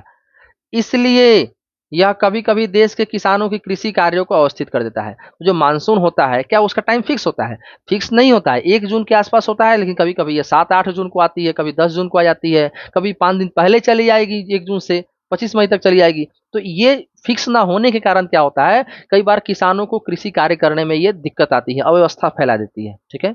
मानसून की वापसी, जिसको मानसून का निवर्तन भी कहते हैं। ठीक है, मानसून का निवर्तन, लौटना। देखिए, अक्टूबर नवंबर के दौरान दक्षिण की तरफ सूर्य के आभासी गति के कारण, चूंकि अब जैसे जैसे अक्टूबर नवंबर आ रहा है, वैसे वैसे कर्क रेखा से सूर्य की क्या हो रही है, दूरी बढ़ रही है। तो दूरी बढ़ रही है और मकर रेखा के करीब जा रहा है सूर्य। तो ऐसी परिस्थिति में क्या होगा कि जो निम्न दाब का क्षेत्र है वो नीचे की ओर खिसक रहा है। और जब नीचे की तरफ खिसक रहा है तो क्या होगा, फिर से क्या होगा, जिधर से उच्च दाब का क्षेत्र बना हुआ है, कहाँ बना हुआ था उच्च दाब का क्षेत्र, उत्तर भारत के क्षेत्र में। तो उच्च दाब के क्षेत्र से हवाएं किधर की ओर जाएंगी, फिर जाएंगी निम्न दाब की ओर। मतलब फिर से वो कर्क रेखा से फिर विषुवत रेखा मकर रेखा की ओर वापस जाएंगी, जैसे आई थी वैसी अब जाएगी वापस। ठीक है। तो आभासी गति के कारण मानसून गर्त या निम्न दाब वाला, देखिए क्या लिखता है, निम्न दाब वाला गर्त उत्तरी मैदानों के ऊपर शिथिल हो जाता है। ठीक है, रुक गया। धीरे धीरे उच्च दाब प्रणाली इसका स्थान ले लेती है। मतलब अब क्या बन गया यहाँ पे, जहां निम्न दाब था उत्तर भारत में, अब क्या बन गया धीरे धीरे, अब धीरे धीरे ठंडा होने की वजह से बन गया उच्च दाब का क्षेत्र। क्यों, क्योंकि सूर्य भी इससे दूर जा चुका है। अच्छा, दक्षिणी पश्चिमी मानसून शिथिल हो जाते हैं। दक्षिण पश्चिमी मानसून क्या हो जाएंगे, शिथिल हो जाएंगे, रुक जाएंगे, तो धीरे धीरे पीछे की ओर घटने लगेंगे। पीछे हटना मतलब वापस जाने लगते हैं अब। ठीक है। अक्टूबर के प्रारंभ में मानसूनी पवनें उत्तर के मैदान से क्या होती हैं, हट जाती हैं। ठीक है, उत्तर मैदान फिर से क्या हो गया, खाली हो गया, है ना, मानसूनी पवनों से। अक्टूबर एवं नवंबर का महीना गर्म वर्षा ऋतु से शीत ऋतु में परिवर्तित होने का काल होता है। मतलब अक्टूबर से नवंबर जाते जाते गर्म जो वर्षा ऋतु थी और गर्मी भी था, धीरे धीरे अब ठंडी ऋतु में परिवर्तन का काल है ये। मानसून की वापसी होने से आसमान साफ हो जाता है, तापमान में वृद्धि हो जाती है। आसमान साफ हो जाएगा, बादल हट जाएंगे, और बादल हट जाएंगे तो फिर से तापमान क्या हो जाएगा, बढ़ जाएगा। सूर्य सीधा सीधा सूर्य का प्रकाश आएगा, दिन का तापमान ऊंचा हो जाएगा और रात में ठंडी एवं सुहावनी मौसम हो जाएगी। स्थल अभी भी आर्द्र होता है, पानी जो बरसा है वो पानी थोड़ी भाग गया है, वो पानी फिर भी है। तो स्थल क्या है, भूमि क्या है, आर्द्र है, गीली है। उच्च तापमान एवं आर्द्रता वाली अवस्था के कारण, है ना, तापमान यहाँ दिन में उच्च होता है और भूमि कैसी होती है, गीली होती है। तो इस अवस्था के कारण दिन का मौसम असह्य हो जाता है। असह्य मतलब देखिए चिपचिपा मौसम हो जाएगा, आपको उमस लगेगा, गर्मी लगेगी दिन में, अरे यार कितनी गर्मी लग रही है। क्यों, क्योंकि पसीना होता है पर पसीना सूखता नहीं है। पसीना कैसे सूखेगा, हवाएं आपके शरीर से टकराएंगी तो हवा को पानी को उड़ा के ले जाएंगी, लेकिन उन हवाओं में पहले से नमी है, आर्द्रता है, गीलापन है, हवाएं गीली हैं। तो हवाएं पहले से गीली हैं, क्योंकि आसपास के जहाँ बारिश उरिश हुआ है, नदी नाला झील झरना से जो वाष्पीकरण हो रहा है गर्मी की वजह से, वो हवा में मिला हुआ है। तो जो हवा पहले से पानी से परिपूर्ण हो, वो और पानी कहाँ से खींचेंगी। तो आपको गर्मी तो लगता है, पसीना तो आता है, पर वो पसीना सूख नहीं पाता है। तो मौसम कैसा हो जाता है, असह हो जाता है, असहनीय हो जाता है। इसे सामान्यतः क्वार की उमस के नाम से जाना जाता है। क्या बोला जाता है, इंपॉर्टेंट है, क्वार की उमस के नाम से जाना जाता है। अक्टूबर के उत्तरार्ध में, अक्टूबर के बाद में मतलब विशेषकर उत्तरी भारत में तापमान तेजी से क्या होता है, गिरने लगता है, नीचे की ओर आने लगता है। क्या आप जानते हैं मासिनराम विश्व में सबसे अधिक वर्षा वाला क्षेत्र है। हाँ, मैंने बताया आपको अभी। स्टेलेग्माइट एवं स्टेलेक्टाइट गुफाओं के लिए प्रसिद्ध है, ध्यान दीजिएगा। गुफाओं के प्रकार होते हैं, जिसमें स्टेलेग्माइट चट्टान से बने और स्टेलेक्टाइट जो है चट्टान से बने गुफाएं होती हैं। ये आपको हम आगे जब 11वीं कक्षा में पढ़ना होगा तब बताएंगे आपको। यहाँ बस इस बारे में इतना ही दिया है, इतना ही जानिए, ज्यादा क्या कीजिएगा, एग्जाम प्रोस्पेक्टस से पढ़िए, पढ़ने का कोई और छोड़ तो रही है, पर एग्जाम में जो इंपॉर्टेंट है एनसीईआरटी के स्टेटमेंट उसको जानना चाहिए। नवंबर के प्रारंभ में अब देखिए अक्टूबर से तो तापमान गिरना शुरू हो गया। नवंबर के शुरुआत में क्या हो रहा है, प्रारंभ में था शुरुआत में उत्तर पश्चिम भारत के ऊपर निम्न दाब वाली अवस्था बंगाल की खाड़ी पर स्थानांतरित हो जाती है। ध्यान दीजिएगा, निम्न दाब वाली अवस्था कहाँ स्थानांतरित हो रही है, बंगाल की खाड़ी पर स्थानांतरित हो जा रही है। अब देखिए निम्न दाब कहाँ बन गया, बंगाल की खाड़ी में। ठीक, महीना चल रहा है नवंबर। यह स्थानांतरण चक्रवाती निम्न दाब से संबंधित होता है। ठीक है, अब यहाँ हवाएं जो हैं बंगाल की खाड़ी में तेजी से पहुंचेंगी। क्यों, क्योंकि यहाँ बन गया है निम्न दाब का क्षेत्र, तो हवाएं तेजी से आसपास से पहुंचेंगी। यहाँ जगह खाली हो गया, चलो चलो चलो चलो बंगाल की खाड़ी में चलो, अब वहां पहुंच गई। अब जब वहां तेजी से पहुंची, जो कि अंडमान सागर के ऊपर उत्पन्न होता है। अब देखिए अंडमान सागर के ऊपर चक्रवात उत्पन्न हो जाएगा। क्यों, क्योंकि हवाएं तेजी से पहुंचती है ना, तो तेजी से पहुंचने से यहाँ चक्रवात का रूप ले लेती है हवाएं। ठीक है, ये चक्रवात सामान्यतः भारत के पूर्वी तट को पार करते हैं। ध्यान दीजिएगा, भारत के कौन से तट को पार किए, पूर्वी तट को। ऐसे समझ लीजिए, अगर ये भारत है तो भारत के कौन से तट को पार किए, पूर्वी तट को पार कर दिए। ठीक है, चक्रवात। अच्छा, पार करने पर क्या किए, पार करने के बाद जिनके कारण क्या हुआ, व्यापक भारी वर्षा हुई। ठीक है, पूर्वी तट को पार करके क्या की, भारत में व्यापक खूब वर्षा हुई। अब वर्षा होने के बाद कब, महीना कौन चल रहा है, नवंबर चल रहा है, बारिश खूब हो रही है। ठीक है, पूर्वी तट के आसपास ये उष्ण कटिबंधीय चक्रवात प्रायः कैसे होंगे, विनाशकारी होंगे। क्यों, क्योंकि हवाएं तेज होती हैं। गोदावरी, कृष्णा, कावेरी नदियां, याद है ना, ये सब नदियां बंगाल की खाड़ी में डेल्टा बनाती हैं, है ना। तो ये नदियों के सघन आबादी, अब देखिए सघन आबादी अर्थात इन नदियों के आसपास ही तो लोग रहेंगे, नदियों के आसपास जल मिलता है इसलिए लोग रहते हैं, तो आबादी यहाँ सघन होती है, घनी आबादी होती है। तो इन सघन आबादी वाले कौन से प्रदेश, डेल्टा प्रदेश, डेल्टा के आसपास लोग रहते हैं, खेती कृषि करते हैं, अक्सर क्या आ जाएंगे, वहां चक्रवात आ जाएंगे, जिसके कारण बड़े पैमाने पर जान एवं माल की क्षति होती है। कभी कभी ये चक्रवात उड़ीसा, पश्चिम बंगाल एवं बांग्लादेश के तटीय क्षेत्र में पहुंच जाते हैं। और कोरोमंडल, कहाँ का तट है कोरोमंडल, बताइए, तमिलनाडु। तो कोरोमंडल तट पर अधिकतर वर्षा इन्हीं चक्रवातों तथा अवदाबों से कब होती है, नवंबर के महीने में, नवंबर दिसंबर के महीने में। ठीक है, ठंडी के दिनों में वर्षा होती है इनके यहाँ, तमिलनाडु के कोरोमंडल तट के यहाँ तट पर। वर्षा का वितरण आइए देखते हैं। पश्चिमी तट के भागों एवं उत्तर पूर्वी भारत में लगभग 400 सेंटीमीटर वार्षिक वर्षा होती है। ध्यान दीजिएगा, पश्चिमी तट है ना, पश्चिमी तट अगर आप देखेंगे तो ये वाला तट कौन सा तट था, ये वाला तट पश्चिमी तट है ना। और उत्तर पूर्वी मतलब ये ऊपर में अरुणाचल प्रदेश वाला जो एरिया था आपका, ठीक है ना, तो ये वाला एरिया जो था ना आपका उत्तर पूर्व, इस क्षेत्र में कितनी वर्षा हो रही है, 400 सेंटीमीटर वार्षिक वर्षा हो रही है, बहुत ज्यादा बारिश है ये। ठीक है, किंतु किंतु पश्चिमी राजस्थान, ठीक है, और कहा, किंतु पश्चिमी राजस्थान, देखिए मैप में बताया है, आइए देखते हैं इसको एक बार देख लेते हैं। देखिए सर्वाधिक वर्षा कहाँ कहाँ हो रही है, नोटिस कीजिएगा इसको। ठीक है, देखिए 400 सेंटीमीटर से अधिक है ना, आप ऐसे समझिए, ये कलर वाला देखिए 400 सेंटीमीटर से अधिक है, कहाँ कहाँ, ये देखिए है ना, मेघालय के आसपास और इधर अरुणाचल प्रदेश में। ठीक है, उसके बाद 200 से 400 वाला असम में हो रहा है, और कहाँ हो रहा है, तो पश्चिमी तट के आसपास है ना जी, पश्चिमी तट के आसपास। इसके बाद देखिए 100 से 200 सेंटीमीटर देख रहे हैं, मुख्य रूप से ये आपका मध्य प्रदेश, छत्तीसगढ़, झारखंड, बिहार है ना, उत्तर प्रदेश, और ऊपर में उत्तराखंड, उसके बाद हिमाचल प्रदेश पूरा एरिया है, देख रहे हैं। और तटीय इलाकों में भी है, तटीय इलाके भी हैं यहाँ पे तमिलनाडु का देखिए, यहाँ पे नीचे आइएगा, तमिलनाडु का कोरोमंडल तट और आंध्र प्रदेश का उत्तरी सरकार तट भी है। इसके बाद 60 से 40, 100 हो गया, 60 से 100 देख लीजिए कहाँ कहाँ है। ठीक है, यहाँ से देख लीजिए। इसके अलावा 20 से 40 देख रहे हैं, 20 से 40 पूरा वृष्टि छाया वाला क्षेत्र, बताए थे ना आपको, पवन अभिमुखी वृष्टि छाया वाला क्षेत्र। और 0 से 20 पूरा बुरी हालत। ठीक है, 0 से 20 बुरी हालत, देख रहे हैं, ये ऊपर में यहाँ और यहाँ। ठीक है, तो इस प्रकार से ये वर्षा एक बार बताया गया आपको। ठीक है, ऊपर में यहाँ भी है लद्दाख में, ठीक है, बहुत कम वर्षा होती है, मरुस्थलीय क्षेत्र है। तो अभी हम क्या पढ़ रहे थे, लास्ट लाइन क्या था याद कीजिए, लास्ट लाइन था क्या, कि पश्चिमी राजस्थान, चलिए लास्ट है, लास्ट पे जाइए, पश्चिमी राजस्थान एवं इससे सटे पंजाब, हरियाणा एवं गुजरात में, ध्यान दीजिएगा, इससे सटे कहाँ, इससे सटे कहाँ, पंजाब, हरियाणा, गुजरात के भागों में 60 सेंटीमीटर से भी कम वर्षा होती है। बताइए कितना कम वर्षा हो गया यहाँ पे। दक्षिणी पठार के आंतरिक भागों एवं सह्याद्री, दक्षिणी पठार मतलब दक्षिण का जो पठार है, ठीक है, प्रायद्वीपीय भारत का पठार है, और सह्याद्री, सह्याद्री कह देते हैं पश्चिमी घाट को, तो सह्याद्री के पूर्व में भी वर्षा की मात्रा समान रूप से कम होती है, जो बताया था आपको, याद कीजिए, ये रहा, है ना, देखिए नीचे ये रहा, है ना, यहाँ वर्षा की मात्रा क्या हो रही है, बहुत कम हो रही है। ठीक है, ये सह्याद्री हो गया हमारा, ये सह्याद्री हो गया, सह्याद्री के, ये सह्याद्री हो गया, सह्याद्री के बाद तट हो गया, और सह्याद्री के ये आपके पूर्व में देख रहे हैं बहुत कम वर्षा हो रही है। इन क्षेत्रों में वर्षा की मात्रा, ध्यान दीजिए, इन क्षेत्रों में वर्षा की मात्रा कम क्यों होती है? बिल्कुल आपको पता है, क्योंकि यहाँ पर ऊंचे ऊंचे पर्वत हैं, जो पर्वत जो हैं दक्षिणी पश्चिमी मानसूनी पवनों को इस पार नहीं आने देते, और पवनाभिमुखी ढाल हो जाता है, वृष्टि छाया का क्षेत्र हो जाता है। मैंने बताया आपको, जम्मू कश्मीर के लेह में भी वर्षण की मात्रा काफी कम होती है। देश के शेष हिस्सों में वर्षा की मात्रा मध्यम रहती है। हिमपात हिमालयी क्षेत्रों तक ही सीमित होता है, मतलब बर्फबारी। ठीक है, मानसून की प्रकृति, ध्यान दीजिएगा, मानसून की प्रकृति के परिणाम स्वरूप एक वर्ष से दूसरे वर्ष होने वाले वार्षिक वर्षा की मात्रा में क्या होती है, भिन्नता होती है। तो मानसून की प्रकृति है अपना, परिणाम स्वरूप एक जैसा हमेशा तो रहेगा नहीं।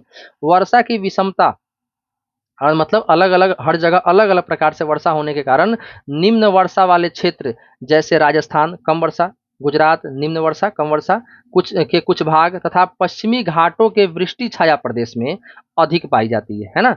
अतः अधिक वर्षा वाले क्षेत्रों में बाढ़ें अधिक आती है, जबकि निम्न वर्षा वाले क्षेत्रों में सूखे की आशंका बनी रहती है। ठीक है, आइए आगे क्या कहता है, आगे लिखता है, हाँ, मानसून एक एकता का परिचायक। देखिए, एकता का परिचायक, मानसून एकता का परिचायक कैसे हो गया, आइए देखते हैं। आप पहले ही पढ़ चुके हैं कि हिमालय अत्यंत ठंडी पवनों से भारतीय उपमहाद्वीप की रक्षा करता है, बिल्कुल करता है। इसके कारण अपेक्षाकृत उच्च अक्षांशों के बावजूद उत्तरी भारत में निरंतर ऊंचा तापमान बना रहता है। चूंकि हमारे यहाँ अक्षांश उच्च है तो हमेशा ठंडी बनी रहनी चाहिए, लेकिन हिमालय ठंडी हवाओं को आने से रोक दिया।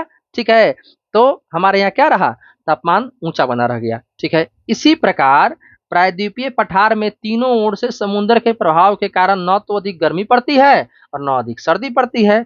इस समकारी समान प्रभाव के कारण तापमान की दिशाओं में बहुत कम अंतर पाए जाते हैं, परंतु फिर भी भारतीय प्रायद्वीप पर मानसून की एकता का प्रभाव बहुत ही स्पष्ट है। पवन की दिशाओं का ऋतुओं के अनुसार, ध्यान दीजिएगा, पवन की जो दिशाएं होती हैं किसके अनुसार चलती है, ऋतुओं के अनुसार। जैसी ऋतु होगी वैसी हवा होगी। ग्रीष्म ऋतु में कैसी हवा, जैसी हवा होगी वैसे शीत ऋतु में नहीं होगी। तो पवन की दिशाओं का ऋतुओं के अनुसार परिवर्तन तथा उनसे संबंधित ऋतुओं की जो दशाएं होती हैं, ऋतु चक्र को एक लय प्रदान करती है कि पहले ग्रीष्म आएगा, ग्रीष्म के बाद जो है गर्मी जब बढ़ जाएगी तो क्या आएगा, वर्षा ऋतु आएगी। वर्षा ऋतु जब खत्म होगा तो शिशिर ऋतु, शिशिर ऋतु जब खत्म होगा तो शीत ऋतु, शीत ऋतु के बाद फिर से ग्रीष्म ऋतु। तो एक लय प्रदान करती है।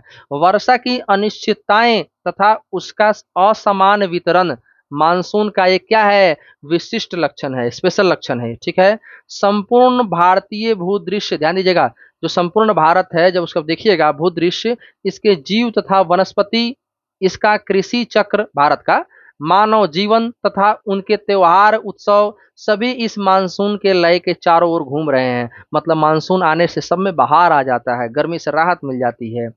उत्तर से दक्षिण तथा पूर्व से पश्चिम तक संपूर्ण भारतवासी प्रतिवर्ष मानसून के आगमन की क्या करते हैं, प्रतीक्षा करते हैं। ये मानसूनी पवनें हमें जल प्रदान कर कृषि की प्रक्रिया में तेजी लाती हैं एवं संपूर्ण देश को एक सूत्र में बांध देती हैं।